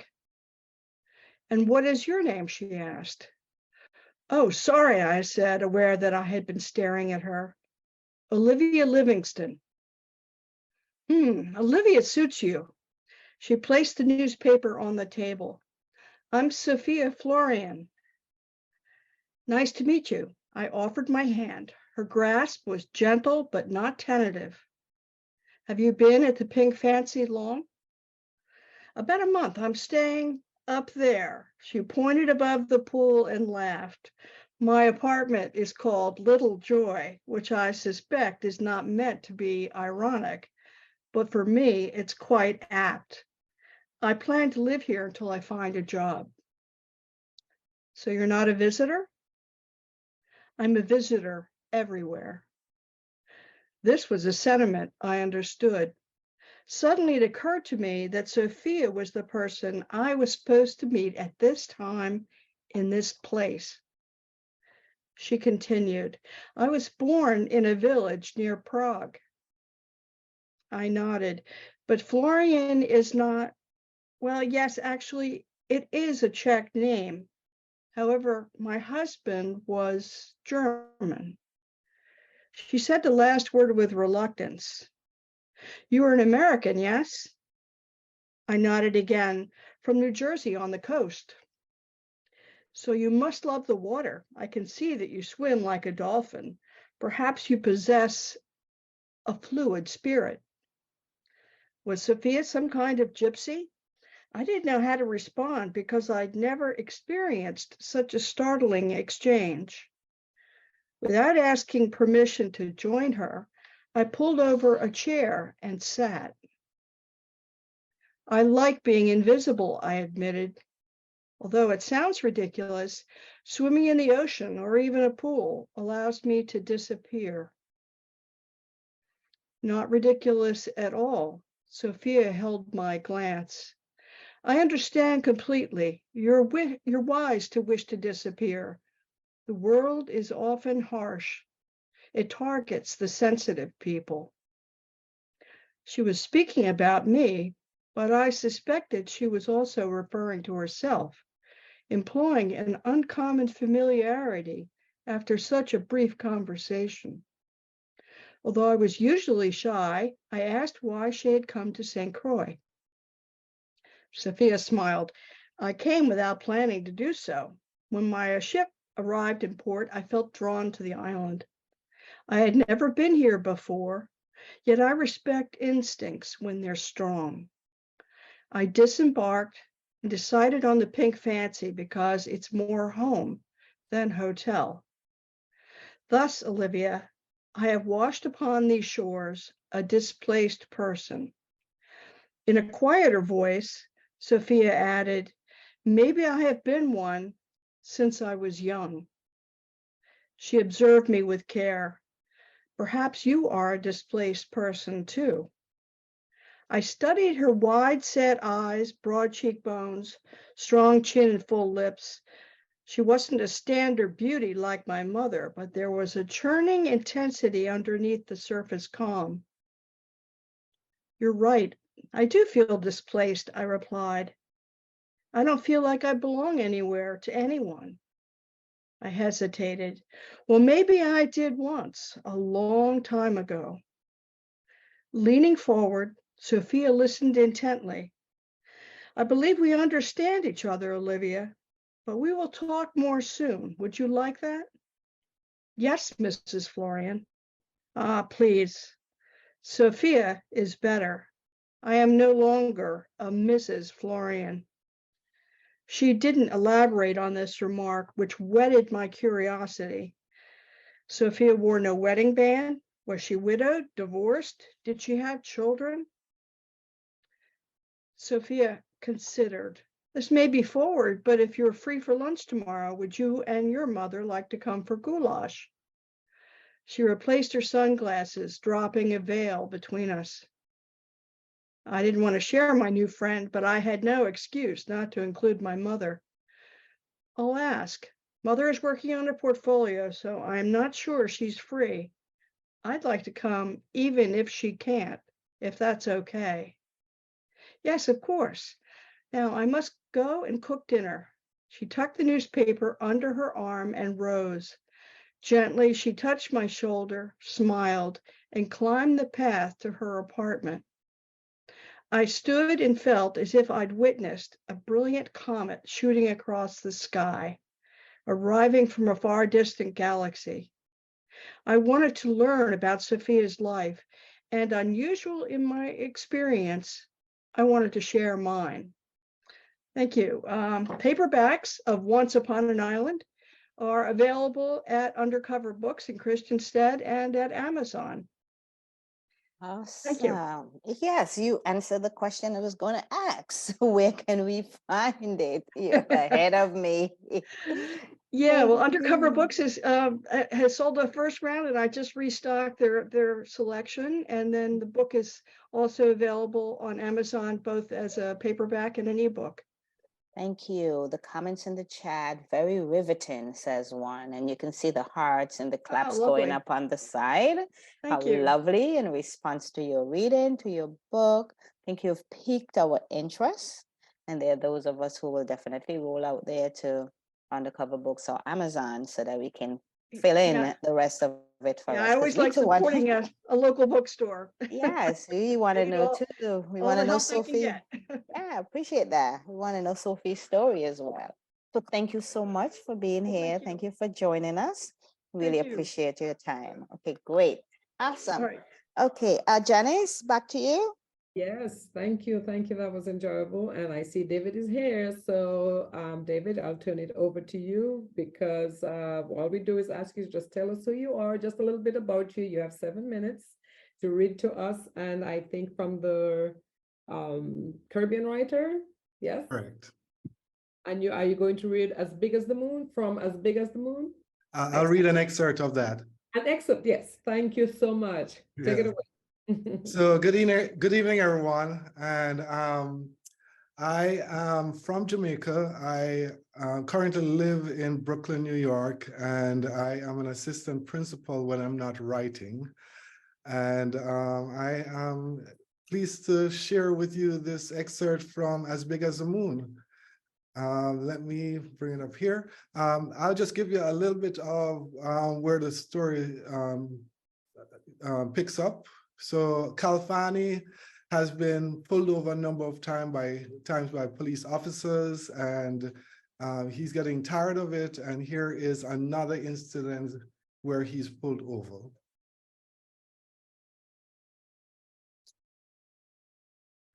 They didn't know East Brunswick that well, and they knew it less at night, not being used to so many trees, so many stretches of darkness, and so much silence on a Saturday night. This must be what they mean by residential, Kalfani said, half drifting into sleep.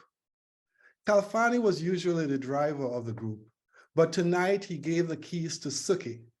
Sukasa was the most Spanish-looking Japanese ever, especially when he wore that Mets baseball cap the way they do out in Jamaica, Queens. It was Suki who noticed the cop following them. Been there about 5 blocks now, he said. Thought he was just a regular resident, said Hugh from the front seat. Why don't he just pull us over? Asked Kalfani. Hugh began to sing. Who are the people in your neighborhood? Not us, answered Kalfani. The people that you meet when you're walking down the street, the people that you meet each day. Yo, no flashing lights or nothing, man, said Suki. He's just scoping us out, Suki, said Hugh. You know what they say? What? Asked Kalfani. Hugh said in his best John Wayne, it's nothing but trouble a-brewing when niggers and spics come together. Yo, I ain't no spick, man. Don't be calling me that. Chill, Suki, Hugh continued. We know that, but that 5-0 back there ain't with it. Pull over, Suki, said Kalfani finally. Yo, the man didn't flash us, man. Just pull the bloody car over. I ain't going through this picket fence world with no cop on my tail. They waited in the car for more than 5 minutes, and still the cop did not come. He sat there behind his wheel, where they couldn't see what he was doing. Frustrated, Kalfani pushed his back door open, stepped out, and started walking to the squad car. A few steps from the cop's car, the blast of a man's voice came from inside. Who told you could come out the car? Get back in that car. Kalfani's resolution was slapped out of his jaw by that blast. It was not because he was unaccustomed to being shouted at by a cop. He had heard worse, but there was fear in the cop's voice. It was poorly concealed, unwillingly shown, betrayed by the speaker, and deadly. He must be a rookie, thought Kalfani, and then, so he could hear it from outside his head, he said, a rookie. So he turned around and headed straight back for his own car, got in the back seat and told the others to shut up when they asked him what happened. Yo, like what did the man say? He's scared, said Kalfani. Of course he's scared, said Suki. You could have gotten blown away walking up to his car like that. You know how many cops get dusted like that? Since you know so much, why don't you call cop shot and report something, Kalfani shouted. All right, chill people, here he comes. He's a rookie, Kalfani warned. The cop came with his hand resting on his gun. He trained his flashlight first in the back seat where Kalfani had gotten in. The beam rested on Kalfani's face the longest. Then it searched first for his, then the other's hands. But still, the cop's hand was on his gun. You've been driving around in a residential area for the last 5 minutes, he said, with Suki's license and Kalfani's registration in his right hand and his left still on his gun. We're looking for the Domino's pizza, Suki said, trying to sound Japanese American. You don't have the address? We were following the delivery guy, but we lost him. This your car? He asked Suki. Suki pointed his thumb to the back seat. It's his. Kalfani had been quiet all this time. He looked bored. He was, in fact, looking out the window at the world around him. I'm talking to you, he heard the cop say. Kalfani tore his gaze and thoughts from out the window and turned to the other side, where the cop wanted something from him. May I see some ID? The cop said slowly. What you want my ID for? I said, may I see your ID, mister? And I said, what do you want to see my ID for, mister? It wasn't the request for identification itself that triggered the repartee from Kalfani, for he had come to regard the Marines veteran card he had in his back pocket as a kind of pass. When cops saw it, unless he was too far south, they backed off. It was the way the cop asked, as if he thought Kalfani was slow. Please step out of the car. I'm quite comfortable here, thank you, Kalfani replied. Yo, don't be spooking, man, Suki whispered. Clap your mouth, replied Kalfani. The rookie pulled his gun. Get out of the car, you too, he said, motioning to the front seat. Suki and Hugh got out right away, but Kalfani lingered a while longer. When he saw that the window the cop was pointing his gun through was still closed, he got out. Don't want this cop breaking my window with a bullet, he thought. Just replaced it last month. Be cool, whispered Hugh to Kalfani. Up against the car and spread him. Who you think you is, John Wayne? Who do you think you are, nigger boy? Kalfani looked up then and to something he didn't notice before, and saw that the moon was full and big and the color of a yellow basin full of water with drops of blood dissolving in it. He saw something else too. He saw the red, white, and blue Deuce Ace sign rising above a shingled roof and framed between two trees. It must be around the corner, he thought. Then he answered the cop. I am as big as the moon. The cop looked puzzled, so he repeated it. You asked me who I am, and so I tell you, I am as big as the moon. Then he started walking, closed his eyes and walked straight down the middle of the street, walked with a .38 nozzle on his back. Although the gun was yards away, it tickled his spine as if it was right there, but he just squirmed a little and kept walking. He expected any step now to not hear the gunshot that would stop his stroll. He had heard from men too alive to be experts that you don't hear the bullet that kills you. There must be something to it, he thought. He heard nothing but a far-off car passing through with a touch of the horn. When he felt he was near the turn, he opened his eyes so he could see where he was going. Around the corner, he saw that it was the Domino's place. He crossed the street and headed for it. They were about to close, but he pushed past the man with the keys and went in. 2 pies, please, with everything you have on it. The girl at the counter looked hesitantly over to the man with the keys. He nodded reluctantly. Yes, put on even that nasty tasting anchovies. We don't have any anchovies, medium or large. Make them as big as the moon. He looked back behind him through the glass, past the $8 special, back towards the corner he had come around. His 2 friends were coming around from the bushes of that corner now, grinning. The cop was not with them. When they entered the store, even Kalfani was showing his teeth. You idiota, said Suki. You rascal spick, said Kalfani. Me hungry, said Hugh. You said 2 pies? asked the girl. Absolutely, said Kalfani, smiling. And something for my friends too. Wow. So is that a cliffhanger? So we need to wonder what happened to the cop. Where did they? Who knows? So sequel coming. Thank you. That was riveting. I think you can see me reading, right? I could not. If you see me looking, that's because I'm reading along with you. Awesome. And look at the reactions. Thank you. Thank you very much. And thanks for inviting me to read. It's a pleasure. It's been a while, and I'm glad to be back reading and being published. Yes, thank you. And again, Alscess, don't beat me up, but we are all talking about next year already. Okay, so get ready. I will. Thank you. And I see Lynda, you have been there from the very beginning. Thank you. I will turn it over to you. Thank you so very much. I am mesmerized by David's story, that excerpt. Sorry, Lynda Rodriguez. My Sorry, name is. Apologize. Hold on, Lynda Crawford, and then Lynda, you. I'm so sorry. We have Yes, no worries. Thank you so much. And just to Lynda, repeat, so I will be careful. I was totally mesmerized by David's excerpt. It's just fantastic. My name is Lynda Crawford. I was born and raised in Barbados.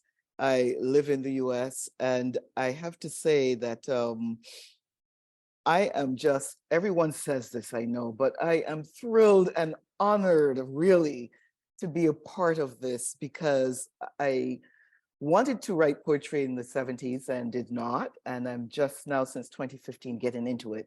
And I just want to briefly say that I've had some poems published in the US and online in Ireland, but the Caribbean Writer is the first Caribbean publication to publish my work. So I am really excited. And my poems are very short, so I won't abuse my time. If I'm going to try to share screen because just in terms of lineation on the poems, sometimes I read them straight on, but folks sometimes would like to see how they look on the page. This first poem, this is actually a true story. Pressure. Brass Jesus with INRI pressed in, lived, stilled above my bedroom door 6 years. My mother nailed it there to ward acres. One, a tall woman, long arms dragging a seer. In darkness, no sleep, no fear of Sundays, she came without sound, drifted through my bed, over, under, exhausted in weightless flow. Us, two Caribbeans, ancestry fed, bound. This visitor had pressed my 16th year, eager to bend my eyes toward dark light. I told my mother, there's a darkness. Mama, please, there's a woman trying to take me. Mothers answer girls with nails, wood, brass, and love. The crucifix is broken now. Jesus dangled on tiny brass screws, silent left palm pinned. And I still have that crucifix broken, but still staying with me. And my second poem is also about my childhood growing up in our small house in Barbados. Chattel houses. In chattel houses on tropical islands, tiny spaces cocoon hearty children, parents, grandparents, the legs of brothers and sisters curled together in a single bed, each certain the other will send a warm flow of pee their way. Middle girls squeeze into parents' beds adjacent, unknowingly, knowingly, parting intense hugs, unwittingly catching lovers' dreams. Children giggle, unaware, sleeping in a room with parents, one room with parents, says to some, scarred, so poor. In chattel houses on tropical islands, children play jacks, eat dunks, splash puddles when rain pelts down, falls sideways, and laughter ripples up. In time, such houses will become historic, will become others, bought in the crush of non-generational wealth. Thank you so much for this opportunity to have read. I really appreciate it. Wonderful. And, you know, I have to observe that Audrey put in there, mothers answers girls with nails, and talking about the S alliteration. You want to kind of, we have a minute or two. You want to kind of talk about that a little bit? I'm sorry, you're referring to me? Yes, to you. Yes, no, yeah, thank you. It's what I love is kind of that sense of, first of all, just the music within poetry, because for me, home is really music. Because I've left Barbados, I'm not really quite at home in the US. So for me, home is in music, and it comes across in the poems. And in terms of that line, within that line, I was combining a number of things. The fact that the solution of the cross was my mother's solution to say, come, I will put this by your door and you will be okay. But my mother was also a mother who, my older sister, 6 years older than I am, got all of the spankings with a piece of wood when she took us astray when she was supposed to be babysitting us. So when I think of mothers, it's a combination of a little spanking, a lot of sternness, and a lot of love. So thank you very so much for asking. I really appreciate it. Thank you very much. That was awesome. And again, as usual, the comments, the chat, you can check them out. They're very, very encouraging, and the hearts. Thank you so much. Said very deep. Your poetry is more than reflections. So thank you so much. And Janice, I love that image of the children sleeping. Yes. And the pee. So true. Yes.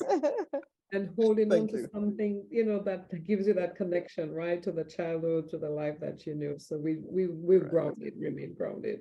Awesome. And the symbolism is absolutely amazing. So thank you for that. Really appreciate it. Thank you so much. Great, great, great. So now I'm going to turn over to my second Lynda Rodriguez. I know you're here, so you can go ahead again, tell us a little about yourself, and you'll have 7 minutes to do your reading. Thank you. I'll be brief. And anyway, really, thank you so much for inviting me. It came as a wonderful surprise when I got the email. And the Caribbean Writer is like a home to me. I've been published for over 20 years in the magazine. I'm holding here the first one that published me. This was back in 2001. This is the 15th anniversary. I don't know if people can see it. Their 15th anniversary copy. So it's really wonderful to be here with all of you. Also, when I got the news that one of my poems have been published in this latest volume, it's a sonnet in the Spanish style, but it is in English. I write in Spanish and in English too. So, and I mix languages too. So let me just read that for you this afternoon. Which is, it's raining like crazy right now here in Puerto Rico. I'm a professor. Let me also tell you, I'm a professor at the University of Puerto Rico, Mayagüez. And I teach creative writing, I teach Caribbean literature, and I teach film as well. And when this is over, I will share my email with you and my website. So my poem is set on a rainy day, and it is completely gray, overcast here in Mayagüez and raining like crazy. The title of my poem is The Animal. It was February the 14th, a day of rain and secrets, and I boarded the vessel that meant to hound her. Our captain shouted, "Look to starboard!" Engines powered up and dolphins cried out. Tails and rounded backs flew, jumped, submerged in the sea. Creatures mated. Then she broke the surface. My gaze met the whale's eye, and she wondered about me.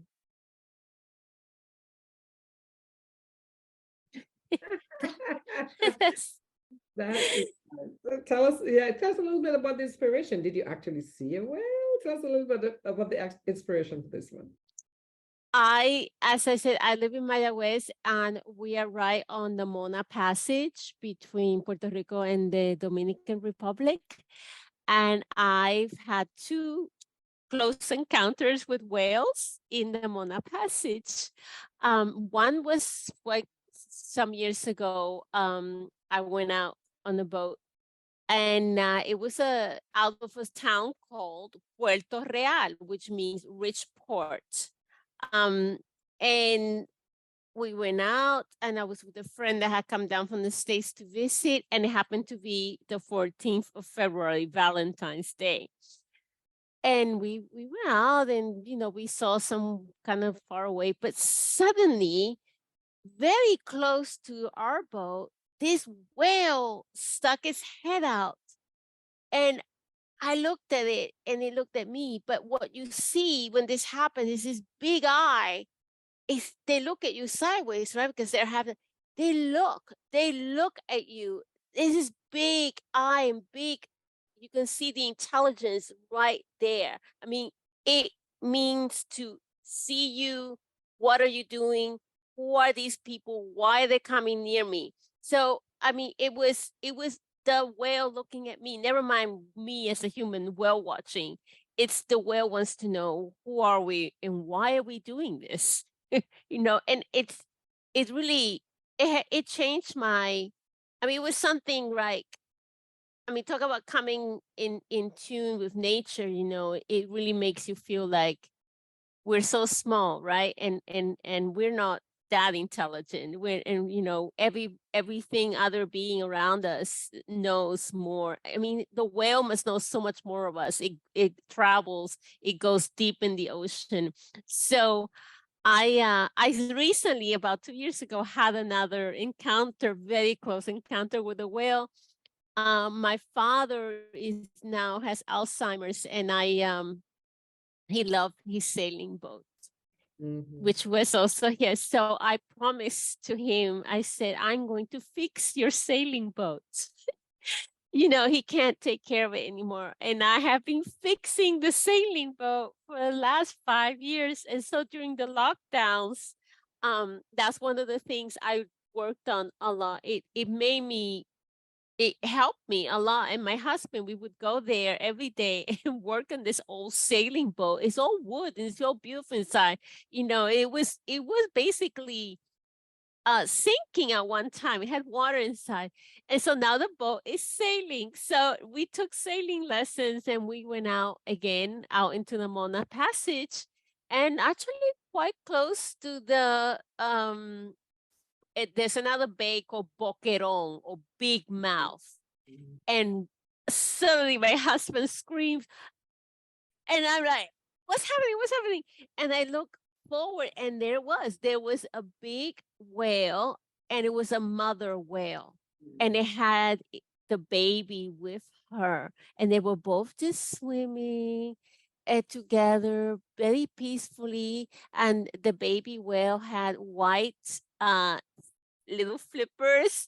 So and again, the whale had no problem with us, and it was just a cool animal, much bigger than us. It could have attacked us. It could have turned our sailing boat over. It was 28 feet. It's only 28 feet, but it didn't do anything to us. Again, it was just hanging out, happy mother with its baby in the ocean.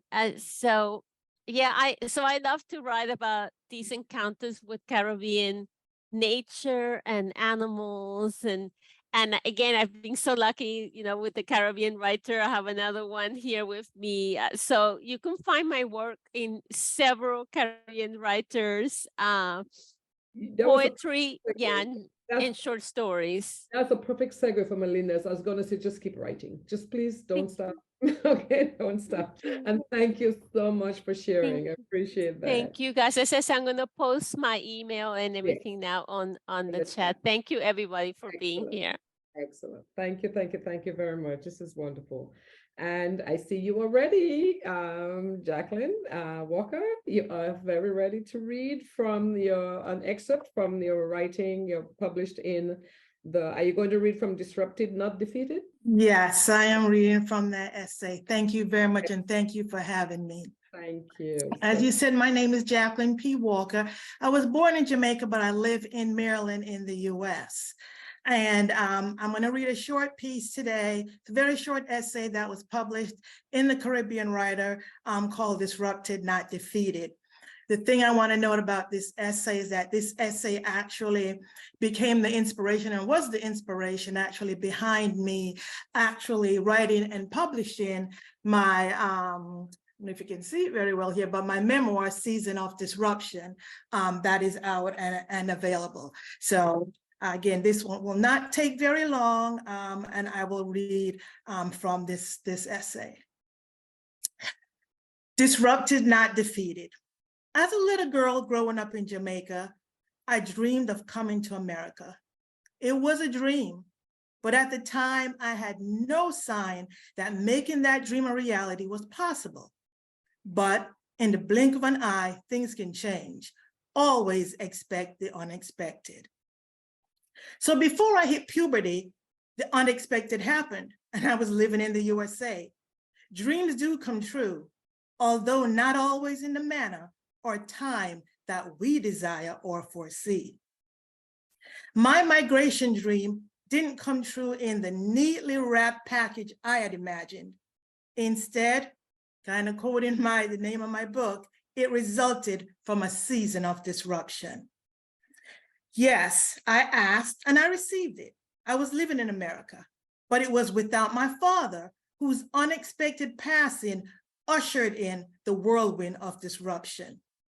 Also, it was without 3 of my siblings and with limited access and very infrequent interactions, about 1 weekend per month with my mother for a 2-year period. So there I was, transplanted, separated, and becoming acutely aware of my differences. Those differences were my Caribbean heritage. At a minimum, I spoke differently. I ate different foods and I listened to different music. Still, I was aware that somewhere disguised in this season of disruption, a gift had been placed in my hands, an opportunity to fulfill many more of my hopes and dreams. I was living in America. I know I had work to do. I couldn't simply run and take cover. I had to withstand the wind and the rain and make it through the storm. So here I was living in a new environment with more unknowns and unfamiliar ways than I could ever have imagined. Under these circumstances, assimilating and thriving is a tremendous task for an introverted young girl just approaching puberty. And my situation that emerged from that disruption would continue to yield more of the same. The first disruption was my neighborhood and living accommodations. You see, before migrating, I lived in a single family home with my parents and siblings in a quiet neighborhood. We played in our backyard versus playgrounds. But when I came to America, now I lived in a large apartment complex with elevators and stairs and hundreds, if not thousands of residents. If I wanted to play, I had to venture out to the common area. And for the most part, kids were friendly, but being the new kid who sounded a little funny and pronouncing those H's and TH's, that has always been a struggle for me, it made for some awkward moments. Losing the security of my small, tight-knit neighborhood and being separated from the familiar sounds of my friends and acquaintances were casualties that I had never factored into my big dream of coming to America. Then there was school. I wasn't concerned about schoolwork. I thought that was my greatest comfort because I was confident in my academic abilities. Yet, even there, my differences ended up causing me heartburn. I remember one particular class session. The teacher wrote math problems on the chalkboard and called on students to answer. When the teacher called on me, I was confident in my ability that I knew the answer. And I answered boldly, naught. I knew that was the answer, naught. That is wrong, she responded. And her words echoed in my ears loud and long. I was embarrassed and I was upset. How could she say my answer was wrong? Because I knew it was right. When the teacher called the next student, I quickly understood that my Caribbean difference was the culprit. The correct answer in American terms, that is, was 0. Growing up in Jamaica, where British English prevailed, I learned to verbalize that number as naught. But in American English, the term was 0. And I didn't know that. So I was right, but I was indeed wrong in the way I answered. So here was another subset of disruption. I already knew that I had to negotiate the verbal landscape specific to my dialect and my accent, but now I had to negotiate vocabulary, spelling, and grammar too. And the issue did not arise because I hadn't learned or had not achieved high academic standards. Actually, I'd had a robust educational background and always displayed success at each grade level. The problem occurred simply because my academic world in Jamaica was framed from the British English perspective, and that was not going to fly in America. Still, I wasn't willing to get knocked down by this challenge. I always loved reading, so I increased my indulgence in books, magazines, and newspapers. I created vocabulary lists and clung to my American dictionary for guidance and support. Before you knew it, my uncomfortable and embarrassing language barrier was but a distant memory. And now it is just one that makes me smile. Thank you for having me. I really appreciate you publishing me and having me come and present. Thank you very much. Thank you. And I'm sure that resonates with many of us. I remember my first essay, Ms. Malowitz. I was a distinguished student in English when I came up here, and I got read all over the 52. I'm like, no, it never happened again. So exactly. Thank you. Awesome. Thank you. Thank you. Thank you. Again, please check out the chat. Look at the hearts that are flying up, on the screen, showing appreciation for your work. And thank you so much for being with us. I'm going to turn over, moving right along to Amara. I think I saw Amara is on, yes? Adrian, did I miss that? I don't think she's on yet, so I sent her a Oh. message on Instagram. Hopefully she will join soon. No problem. So is Dr. Lynda Smith. That's my third Lynda. Who's going to read a poem? Yes, I see you. So please, if you don't mind, thanks for your flexibility. Go ahead and when we catch up with Amara, she'll go ahead and do her reading. So thank you so much for being here. Good afternoon to the audience. Okay. My name is Dr. Lynda Smith. I'm an assistant professor of English in the College of Liberal Arts and Social Sciences here at the University of the Virgin Islands on the Orville Egan campus.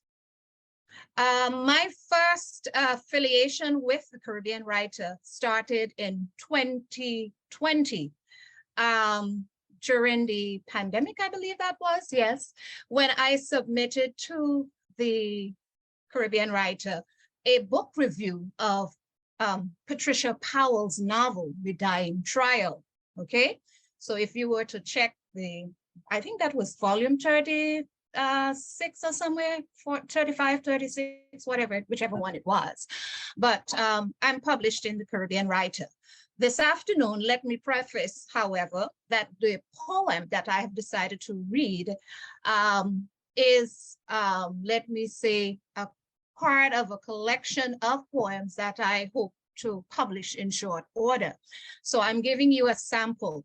And the title that is reflected on this the program for today is the abridged title, which reads Daughters of Potato Vine. However, the actual poem's title reads as follows: Daughters of Potato Vine, Mumpuras, Green Peas, and Sea Bean. Barrel-shaped hips with sizes 4 to 50 waist, clenched inwards, that twitch and curl in serpentine sophistication and Ouroboros form.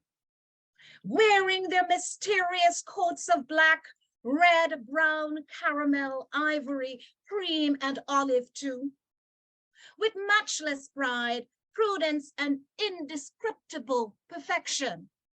Their strides of light, embrace the sun-baked soil with sighs of peace and relief in the agonizing face of darkness.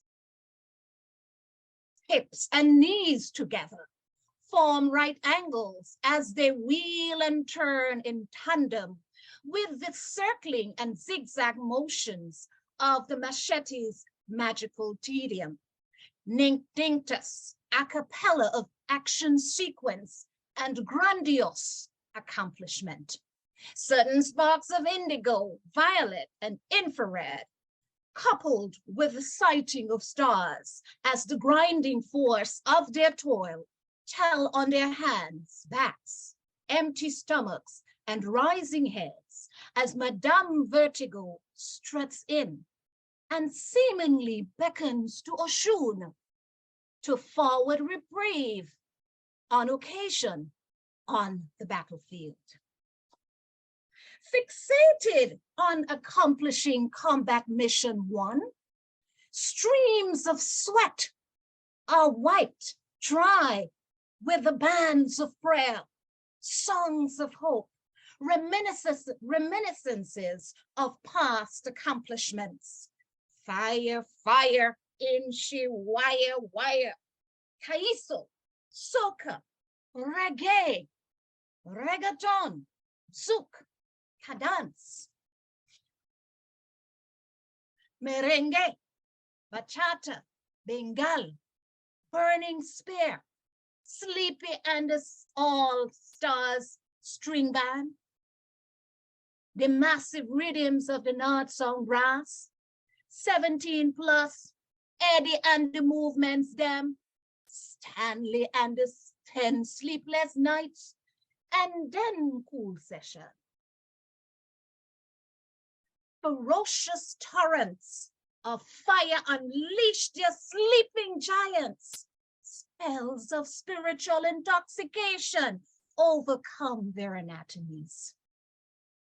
The enemies of doubt and despair run to find cover as far away as the foothills of Mount Misery, the Pitons and Soufriere. Logs of cedar, piles of ironwood, mobby and buttonwood appear and line the rows of potato vine, mampuras, plantain, and green peas. Pails of potatoes, buckets of tomatoes, bales of cotton, demijohns of water, and cockspur rum surround the sparkling litter bottles, a donkey and Cruzan rum punch on hand. Johnny cakes, dumb bread, bullfoot soup, Mabel's corn soup, myrtle saltfish, patties, conky dumplings, and Mammy's pumpkin fritters too.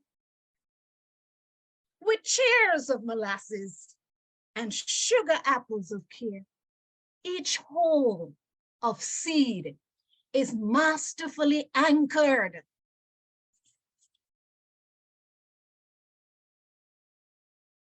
And christened with the sacred gloves of Mr. Screco and guarded with determination by the evil eyes of lazy kung fu man the thief, the latter whose fate lies to date at the mercy doors of Dambala, Mummy Celeste, and then forsooth, a last rites and hand reading to be presided over only by the untouchable Mother Connor.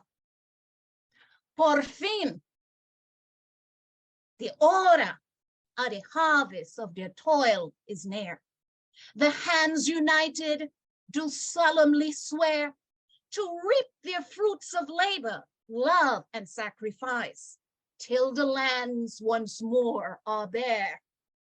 More valiant seeds are sown, more vine roots are buried, and fertility cells spurt like the SARS-2 viruses, Delta, Omicron, and its hybridized variations.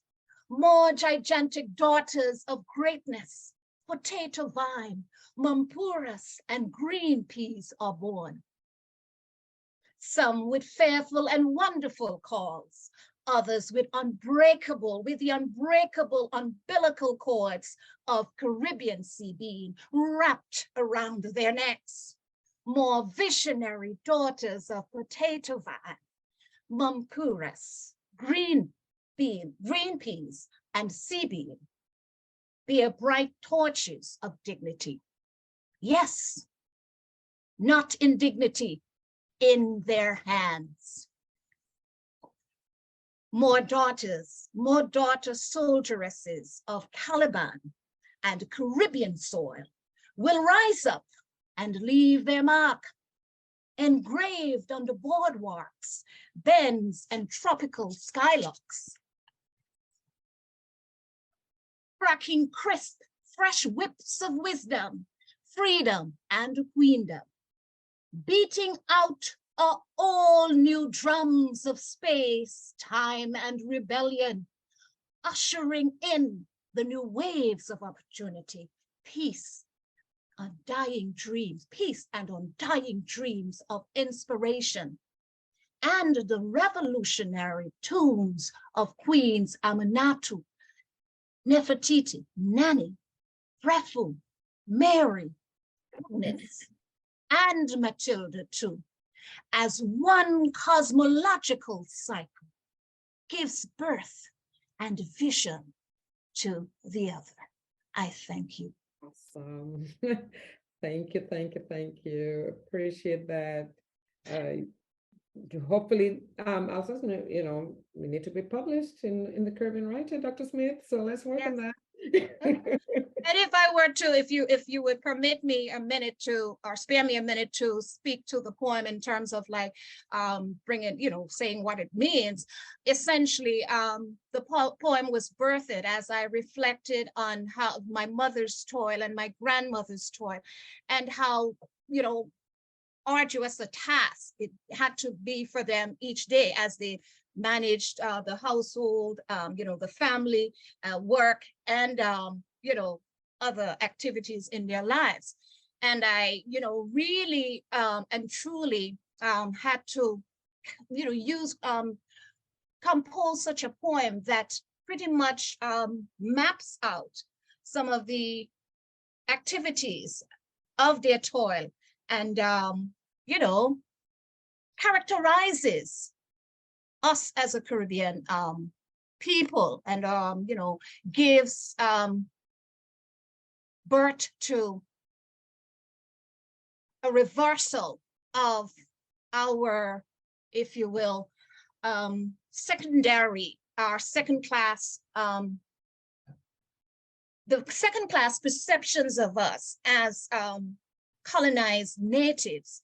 And so if we, and to say it in layman's terms, suffice it then to say, if we do not seek to catalog our experience and document our experiences and literally speak ourselves into existence, speak and write ourselves into existence, many of our goals, visions, our hopes, and our aspirations would remain merely a figment of the imagination.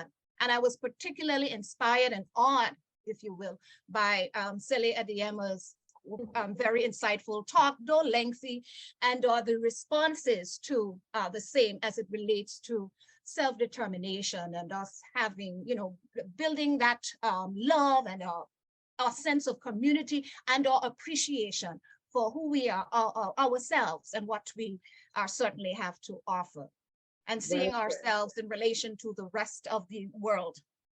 Well said. And I think, you know, this forum is the type of forum that can allow us to do that and have that experience. So thank you very much for that. You're most welcome. And we're doing pretty good on time. So, you know, I'm okay with that. I think I can go to Andrew, who is ready. Again, Adrian, you can keep me updated if we hear from Amara or I think that's it, just Amara, because that's the only one we've skipped over so far. Okay, so just keep me posted. But Andrew, you are here and you are ready. So please, please, please take it away. Just tell us who you are, a little bit about yourself, and go ahead. I know you have, I see you have 3 items here in the book. So you get to pick, and we have about 7 minutes. We're trying to stick with that Lovely. to share. Thank you. Thank you very much for having me. I'm calling this morning from Canberra in Australia. So I've never actually been to either the US or the Caribbean, so this is the next best thing. Hopefully I'll be there in person. So this is one step on that journey, hopefully. I'm very pleased and thank you so much for the invitation, and it's lovely to be towards the end of the agenda because it actually suits Australian time nicely. So my heritage is Anglo-Ghanaian and I've been living in Australia for the last 14 years. I submitted 3 poems to volume 36. I was very excited at the title being Disruption, Disguises and Illumination. And just to pick up on a point that Lynda just made, really the first poem that I would like to share hopefully goes some way towards disrupting the Eurocentric historical narrative that we're often taught, and really the disguised African diaspora contribution to Australia. And this first poem is about John Caesar, who was nicknamed Black Caesar, who in fact was Australia's first bushranger. And historians think that his heritage was either from the West Indies or from Madagascar. So he was one of the first people of African descent to arrive in Australia. So with that in mind, I will read my first poem. Black Caesarian. I'm sorry to say that I need to remove it, surgically burst your bubble, this amniotic sac of trouble. Clinically, I'll sterilize the archives. I'll dig and scrape for facts and draw neat narrative lines with the scalpel poised for precision. For your own good, I'll split your history, veins, raw nerves and tissues of lies, by C-section inside and deliver the naked truth. I'll drain the fluid membrane fabrication, rupture its protective front foot defense, somersaulting confidence. History's womb must be laid open. Roll open the tombs of Saviour. Let's break its waters in diluvial denouement. Pour libation, celebrate the wetting of the head, and rituals, a biblical cutting of an umbilical cord that feeds misinformation. Read at the very placenta, propaganda, I'll deliver you a black baby son or daughter, founder of your nation. My first delivery is an African, proud from a line of marriage traced back from West Africa to Jamaica, to the States, Britain, then to Australia. Here in Australia, Black Caesar, what a revelation unwritten in textbook pages. A loyalist runaway slave who fought with the British, ingratiated by their promises of manumission. In the American Revolution, at the birth of its nation. In the early days of settlement, dependable Caesar was regarded with favour, a strong labourer. None were of greater stature, a giant of a man. Alas, his appetite could not be satisfied. A rationed allocation that took no account of his size. After 10 hours of back-breaking labour each day, he stole to get enough to eat. Caesar was caught and sent to Garden Island as punishment. The maroon in his blood coursed in his veins. He did it again. He took a boat and rations and went off into the bush, Australia's first bush ranger, following maroon traditions of survival against oppressors. So You see, just like Nanny in Jamaica, it's not the story white Australia favours. Cutting through the interior of dense forests, corridors of obfuscation hacked, with his cutlass blade making incisions, a C-section through history. The messy afterbirth of a colonial nation. High time we delivered a black caesarean to Australia.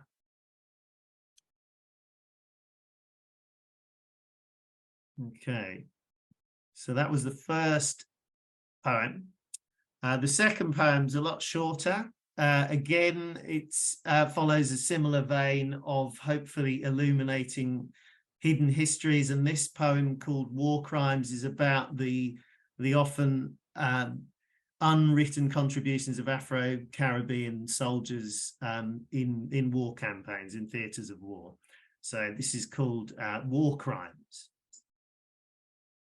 Engrave our names, erased from monuments, left flagging, left half-mast outcasts, cast out from cenotaphs, we lie in Aden, cemeteries positioned outside in obscure theatres, to kill each other, black brother against black brother, black African against Askari.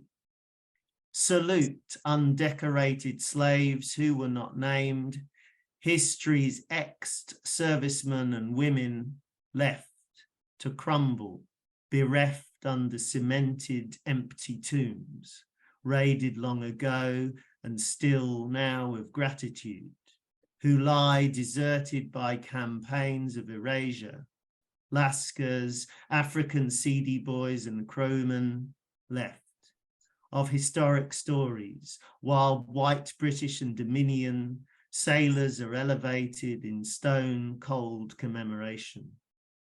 Wreaths are laid at monoliths, lifting up national myths, keeping us down, trodden, forgotten, obsolete to obelisks made in concrete, chiseled jaws of hollow marble men who gnaw at the marrow of our recognition, lest we forget them never from our monumental memory. Thank you very much for having me, Janice. Thank you. Thank you for being with us all the way from Australia. I want to visit Australia, so maybe let's talk an exchange program or something. Okay, so wonderful. We'll do That's great. Thank you so much, and being right on time. I appreciate that, Andrew. So please, feel free to stay with us a little bit while we continue. We do have a few more readings, and I see Amara is here. I know you're scheduled for 5:40, but hey, we're doing very well on time. So if you want to go ahead, yeah, you are. So please, it's your turn. Oh, amazing. Thank you so much. Being such a rich and really beautiful. First of all, I was listening earlier to some of the history, so it was really beautiful. I'm really grateful to be here. My name is Amaryah.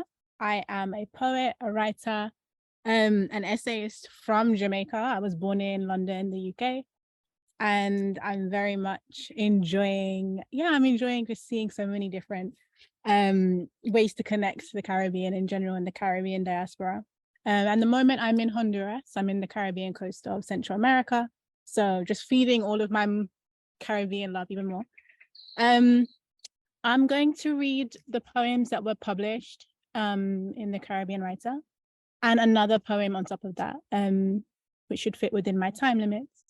So this is a version of The Water, Val, and another poem called Basin Tanker from memory. And I'm going to read them all seamlessly together as well, so that they appear as one. From the moment I arrive here, I am useless. I barely answer to the plea of the tired breeze. It drags my name around its heart, medley-like, troublesome. Unbelonging, I sink to the bottom, uncurl my neck, release myself to recite my feelings to the assembly of the dead, things covered in algae. Speak, I'm told, in several languages, none of them my own. I sit cross-legged, unsure, lime with the rest of the unfound things. This blood of mine wants to be fed the old language of hurricane. It talks back to great-grandparents in code, in silences, talks to God in patois, instigates a sacred sibling circle and spills the shame of being from here. 1. You are medicine. You tell me, my head weighed down, water dripping slick paths down my neck. I inhale, squint eyes resemble someone with dainty palms. You weave strands back to their wildness, detangling, I think. My true origin, the cusp between hands and fresh water. A large river bathes my skull, feels like common root, something such as thread. I think of drenched islands now, gone, until the river stills. Often I long for what was mine, that is sun-grown, that is vine-ripened, that is indigenous, kin to waters never once feared.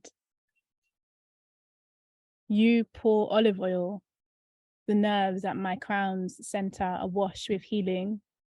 See, medicine, as you tilt my head further back to soak. I wonder if you too crane your neck at base and edges, searching for mossed riverbed, sunken leaves, still there, under fingertips. Thank you so much. That's my reading. Thank you. I think this should come from us for sure. Very, very well done. Again, David Allen says amazing. And look at the cheers and the hearts coming up for your work. And we are all jealous. Where are you in Honduras, you said? So Yes. Yes. Yeah, I'm in Honduras at the moment. Excellent. Excellent. Thank you so much for joining us and for being with us and you. sharing your work in such a poignant way. Appreciate it. And please stay and hang with us for a little bit. Okay, thank you. Did Yvette, Alscess, anything you wanted to add to Amara, to say to Amara? Because we do have a couple minutes. Yeah, it's not just Amara, it's everybody, you know. I think that so far it's been an amazing afternoon. Yes. And, yes. Amara, welcome all the way from Honduras. Honduras, my word. Yeah, we always love to know that people around, this is the reason why we do this webinar, because during the pandemic, we had people from all over the world, Africa, South America, Europe, the Caribbean, and we want to continue that tradition because this is the sharing, it's a sharing that really creates a spice. And we've had such wonderful expressions today that I'm really very inspired by it, you know, and I hope that we can continue this. We're saying that we're talking about next year, right? So we, Yvette, it looks like we're kind of locked in. I think we're. Yes, it seems that way. Okay. Awesome. All right. Who's next? Is this it? I'm sorry, was someone going to say something? Shannon? I did have Natalie Gordon, but I don't see her on yet. So since Shannon has been here, and I see Shannon, like Andrew, you have like 3 different entries in the Caribbean writers. So I would like to turn it over to you right now if you're ready. I know we're a little early, but since you are here with us, would you like to go ahead and do your reading now? You're still on mute.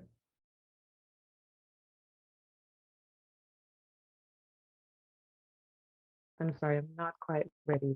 You're not quite ready. That's fine. That's okay. That's okay. But you're here with us. The other readers I have are Lelawattee. Don't let me butcher that name.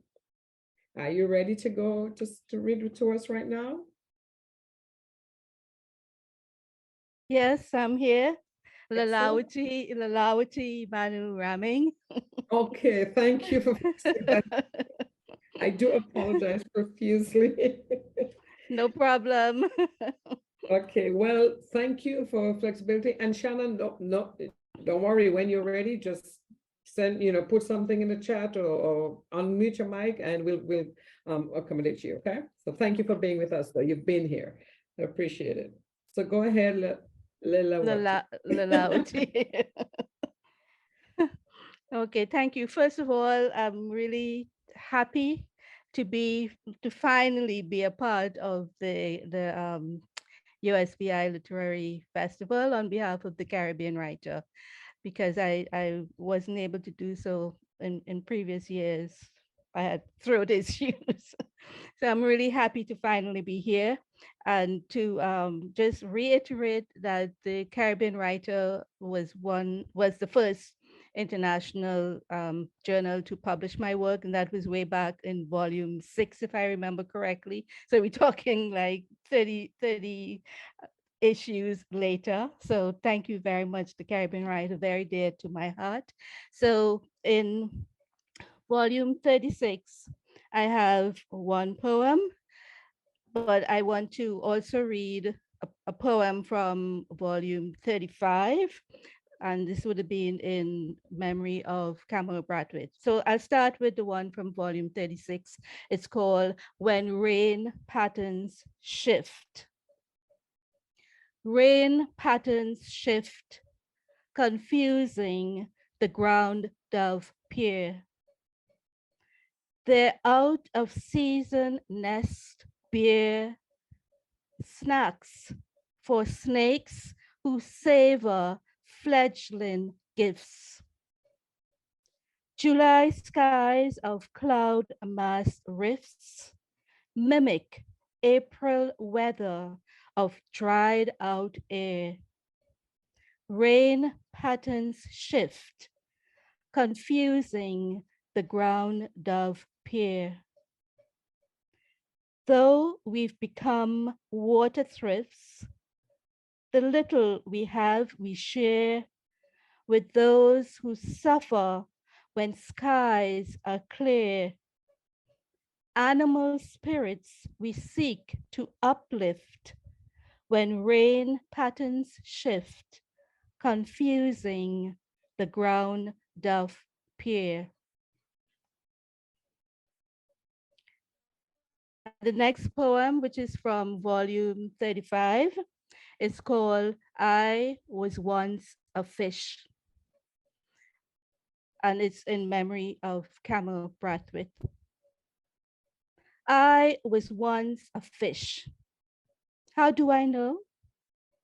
The scales on my back curl and shine like sequins when I'm left to sun dry, like strips of green mango curing for making achar.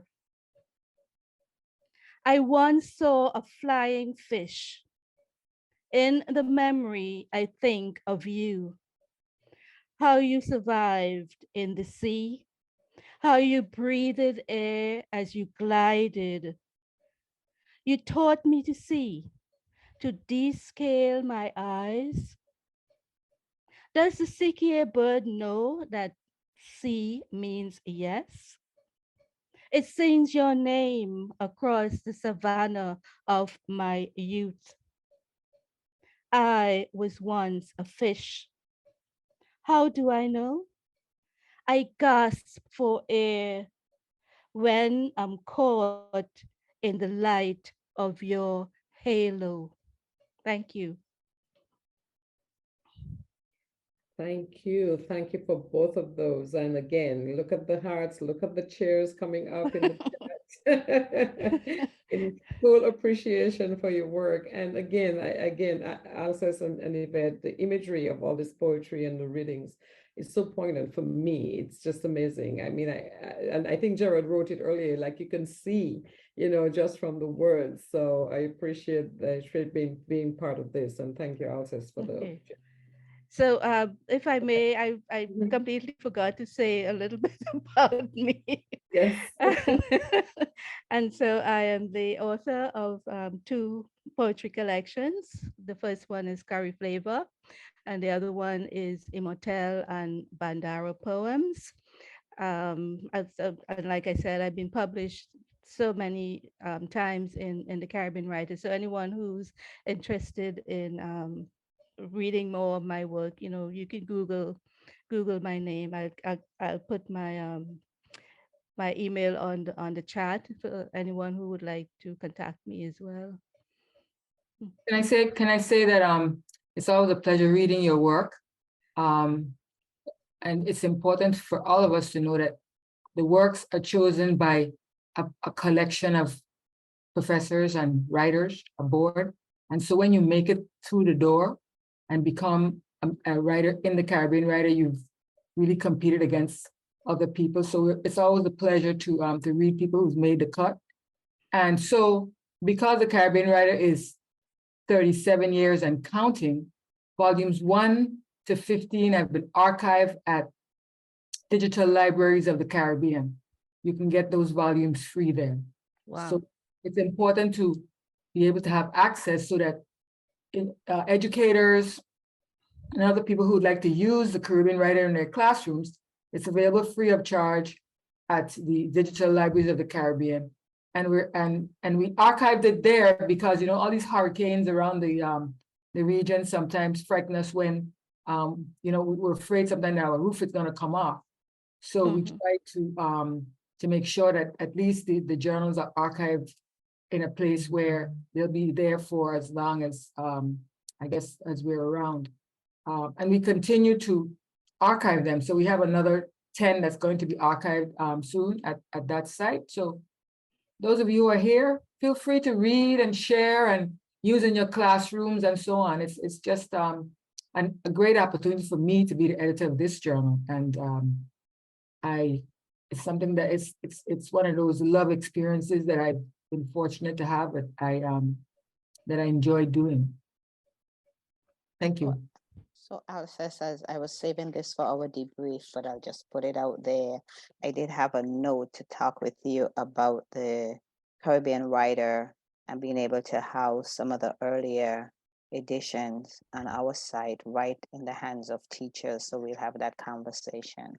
Mm-hmm. Not a problem. Excellent. Thank you. So we're moving right along and still doing very well on time. So thank you to all our readers today for your attention to, the forum. And when we can, we'll allow, maybe some questions, but we do monitor the chat and, please do the same so you can see some of the reactions to your work. So right now on my schedule, I have Chanel John Hurd and Letitia Pratt other than Shannon. So is Chanel on? I don't see Chanel. So Letitia, am I saying that correctly? Yes, Letitia. Yes, Letitia, you've been here. Nice. Okay, thank you. So if you're prepared to go, please join, go ahead and do your readings now. About 5. So again, usual, tell us a little bit about yourself and then go into your reading and you are reading from Miasma, right? Yes, I'm reading Miasma. I'm reading the two. You have 2, exactly. Awesome. Thank you. Take it away.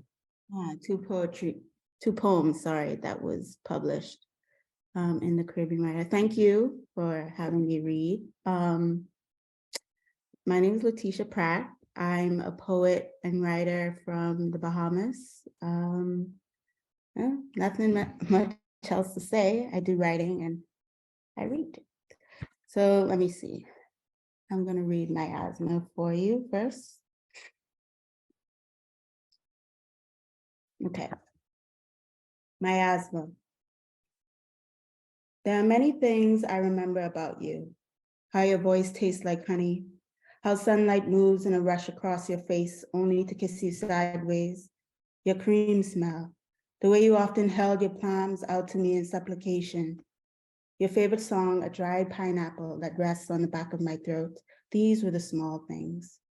Your song was my favorite, though. It was heavy in its sweetness, a thing of weight and of solace. And to hear you sing it was to watch you feed me pineapple every morning, a soft murmuring of mouth fruit into mine, a festival of miasma, you and I bound together in a ritual of provocation. One morning, as I waited for you under the pocket of trees that we cleared for ourselves, I tried to sing the song to taste, but could not remember how to get the flavors right. So I waited, and soon you were upon me, the sunlight kissing you as always, dancing around your shadow like a spirit, as restless as you once were. My love, you say. A small bird came upon my window, you say. And I would nod, smiling, because every morning a bird would visit your window, or you would sing songs at your window, and your songs were often a lure in the dew of half light.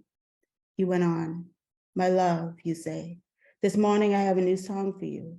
And there was honey fruit again, the beginning of a kiss with you, and I, holding out my palms this time, would take you in.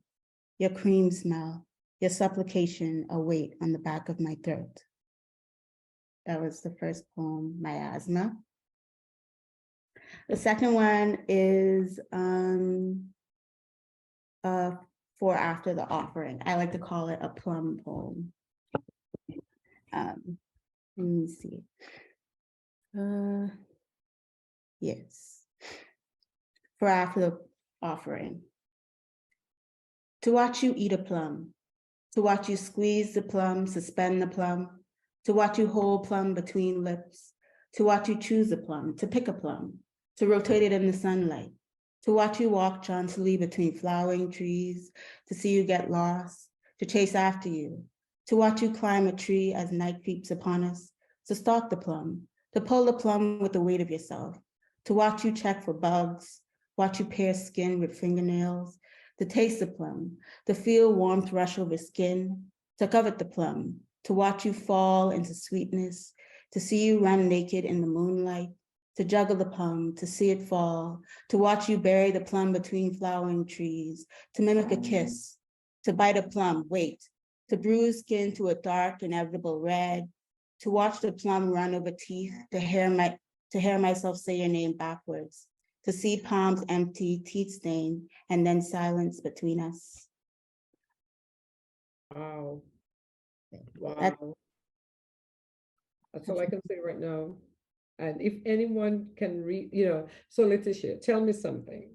So your style is different. If you're reading it and we're talking about poetry, someone would expect to see the lines down the page. You chose a different style. We talked earlier about breaking rules and what do we do in literature. So what made you choose this style? What made you so confident in your work that you would get published writing a poem looking like a paragraph? We have a couple of minutes before we bring you on, Shannon. Thanks for being ready. That's a good question. I don't know. I like compression. That's my and I feel like the emotion of the poem, the compression of the language and the panic of the very long sentence matches the intensity I'm trying to convey in the poem, if that makes sense. It makes absolute sense. And you think you didn't know. I knew you knew. Thank you so much. I'm curious, Janice. Yes, and because she's from Bahamas, I'm here wondering, what kind of plum are you talking about? Ooh, I was just talking about hog plum with my friend. Thank you. We had to make sure. Yep. Yes, thank you. I had a hog plum in the back of my yard. Yes, I needed to make sure. Had to be that. Thank you much. Thank you. Appreciate that. Again, Letitia, please look at all the memories it evokes and all of that. Thank you. Yes, for all of that. Look at that. David said, Letitia, incredible. No words. Hi. See, I was exactly the same way. All I could say was wow. So thank you for that. And after all of this illustrious work and just to hear your style and see your style, I really am glad you hung in with us. I know it's been, you've been there from the beginning, so appreciate it. And Shannon, you are ready. You're it. Thank you. So tell us a little bit about yourself and go right into your readings. And you are reading from, again, like some of the others, you have, I believe you have multiple entries. So go ahead. Yes. And take it away first, please. Thank you. Thank you so much. So greetings, everyone. My name is Shannon Smith. I'm from Jamaica, but presently I'm in Japan. So it's a little early in the morning for me here. Also getting ready for work at the same time. So that's why I wasn't ready. But thank you so much for having me. Thank you for the opportunity. Okay, so as I said, I'll be reading 3 poems that were in volume 36, I believe. So I'll begin with In the Event of Christmas Breeze. I shall be arrested by the memory of cool December evenings on the small veranda chair with pastel flowers covered by torn plastic that would mark the undersides of my thighs. I, pensive child, staring first at the hill, this mysterious spine shrouded in mist, fruit of one who finally rolled his stone all the way to the top and made a home. I could not tell which it was, never having been, and having perhaps inherited the curse of children who could not know their father's houses. Turning, once more, to the things I knew well, like the carpet of freshly fallen Otancia blossoms, where, I am told, my navel string rests, a sight I much preferred to the dreams of snow, mimicked by white felt wrapped round the fir tree's plastic roots, upon which lay gold and silver wrapping paper, neatly creased round boxes bearing little more than a sigh. Atop, ornaments dangled. My favorite, the crystal unicorn with one missing foot. The tree, bound on all sides to the closest stable thing, in hopes that these precarious ties would be sufficient to stop it toppling over in the event of a sudden chilling breeze. Okay, and the next poem is called I Am Beginning to Understand, I Think. I am beginning to understand, I think, what it was like for you to be woman then, how you would shun the comfort of the half-paid forfeitee to find something to do, take your mind off all the things you couldn't say. Your belly hanging low, stake at the last one, gray hairs coming in steady, while the other half of your single bed still empty, for love was always a partner, yours the last draw. And so, to stop,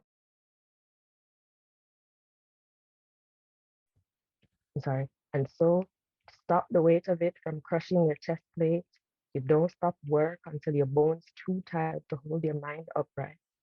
And in the middle of fighting to unfeel and forget, you forget to feel anything for the little girl who, having seen that she was clean and fed, was all the good mind you could pay her someday.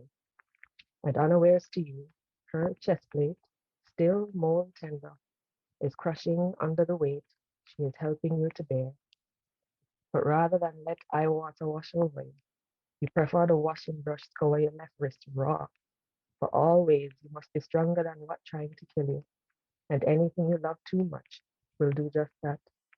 And so, to keep on at this, what you call living, you choose to love nothing, not even it seems your own reflection, in the lime and vinegar white, glaze and hoover polished marble floor of the half-side rent house that will soon spit you out.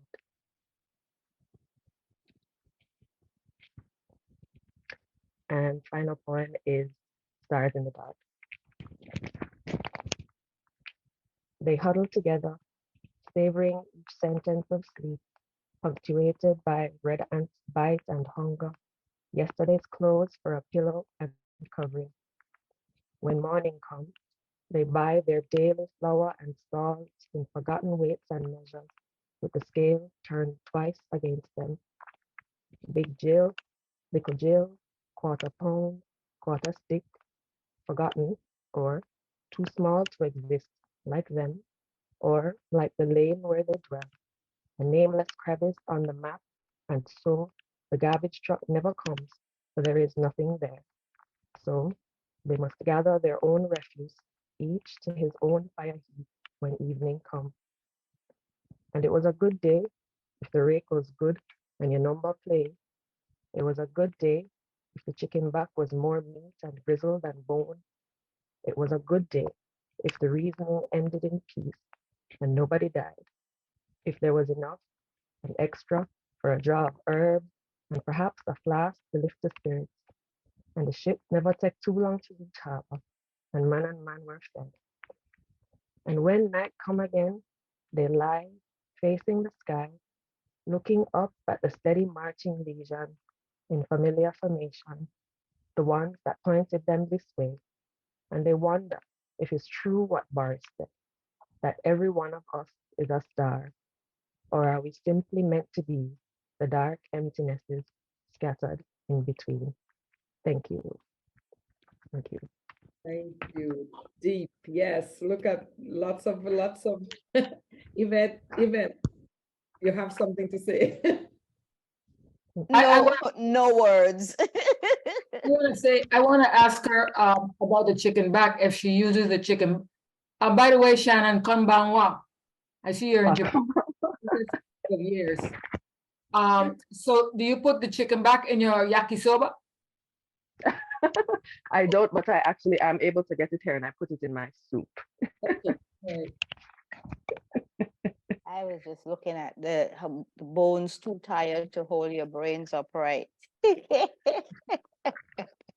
And one of the poems is just so much good stuff. Thank you. Yeah. Yes, thank you. And thank you for being with us. And I totally respected the fact that you needed some more time, had no idea where you, but it made In so Japan, in Japan, Australia, Bahamas, Jamaica, Trinidad, you name it. We've been around the world today. Exactly. And on that note, I am just going to say I am totally humbled and totally pleased that I could participate in this afternoon. Thank you, Alscess. Thank you, Yvette. And I want to say thank you to all the readers, everyone who published in the Caribbean Writer, everyone who read today, staying with us from 2 o'clock, 1:30, and hanging in there with us and looking forward to hearing and reading more and more about your works. So I will turn it over to Alscess. Okay, good afternoon again, everyone. Well, it's another year, and this is the LitFest has been on the road of literature for 9 years. This is our 9th year. And the committee is committed to going forward and planning for another festival for the 10th year. And so we hope that you will stay with us. This journal, volume 37, is currently being prepped for publication. And volume 38 is the volume that we're seeking submissions for. And the theme for that is Legacies, Reckoning, and Resilience. And that particular, each time we have the festival, the theme of the festival matches the theme of the journal. So that next year, when in volume 38, when that's published, the theme for next year is Legacies, Reckoning, and Resilience. And the dates for next year's festival is usually a week before Easter, second week in April, and that's April 11th to the 14th. So that means that this time next year on the 14th, we will be here again. And we hope you will join us. I hope you will send submissions to volume 38. The submissions can be sent to our website. They're not sent directly to the editor. It's a refereed process. So they're sent to the editor with your unique identifier sent on a separate page. Our webmaster removes the unique identifiers, compiles the listing, sends them to the editor to do the eliminations, and then from there they're forwarded to our 5-man board. So, it's a process. So when you make it into the Caribbean Writer, you've really made it. And we've had enough of the stars in the region right now who've published in the Caribbean Writer, people who we're very proud of and that we reach back to every so often when we need a hand here or there to come and read and to come to our festival and so forth. So I'm encouraging you to continue to write. What we heard today was absolutely fantastic. And I would say again, as I said about Sharma's novel, delicious. So it's the end of the day. I want to thank Yvette and Janice for sticking with us. I think Orville is in the audience. Orville is a member of our committee. Diane Levans is here. She's been here from the beginning. Sele Adeyemi is also here and presented. And we want to thank Adrian, Leandra, and Matthias. Matthias was traveling and holding up his responsibility. And Leandra was on the ground. And Adrian, of course, is all the way up north. But together they dance very well and make our activities, our technology is flawless because of their dedication and commitment. And we want to thank them very much. So until next year. Alscess, if I may, just I put the theme in the chat if anybody wants to just copy it as for next year, as well as the dates. So you can just grab that out of the chat. Right, and Patsy wants to know what is the submission deadline, I think, right? Oh, yes. Always December 31st. It's always December 31st of this year. Okay. And what's the link to submit to? I'm just checking the chat. Is it Caribbean Writer? www.caribbeanwriter.com. Okay, I'll drop that in there too. Oh, sorry, .org. I'm sorry, .org. CaribbeanWriter.org. Okay, that's in the chat as well. Anyone who sees the names, the editor never sees the names until they go around the circle to the board and back to me. So I'm really happy about that. I try to keep that process very clean. And so I try never to engage in whatever is published is always a surprise to me when I get the names after the whole process is finished. And that's for the creative side of the journal. And the creative side of the journal, we're talking about poetry, fiction, and drama. Those are the three pieces that are refereed. There's a special section that and book reviews are the editors. I make a determination about the book reviews and items that go in the special section, but the creative pieces are always refereed by experts who are accomplished in the field. So you're in good hands when you publish your creative works with us. Alscess, quickly, I'm getting a note here saying that April 12th is Good Friday. I thought we checked that out. I thought we had checked last night. I thought March 31st was Easter Sunday. Let me do a quick so that those who are on here can get the dates before they go. Let me double check. Easter 2024. Let's see. What did Sunday, March 31st is Easter Sunday. And Good Friday. Friday would be the Friday before. Yeah, so we checked that.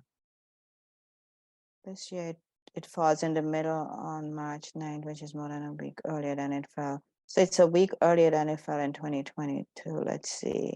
So we'll double check, but we checked yesterday. Easter 2024 is on Sunday, March 31st. And Good Friday is always before Easter. The Friday before, yes. Yeah. So yeah. Thank you. So please take another look. Who wrote to me in the chat, and we will follow up on our end. But as far as we know, having checked and rechecked, we are looking at the dates of the 11th to the 14th. Okay. All right. Okay. Any questions from the audience? Any comments? Yes. Well, just one quick question. Will you be producing a hard copy, a printed version of volume 36 this year, or is it going only digital? Oh, yes. We always do a print run for the journal. We haven't gone totally digital yet because there are people who love to smell the pages and touch the book. Yes, I have one of them that I ordered and I just love it.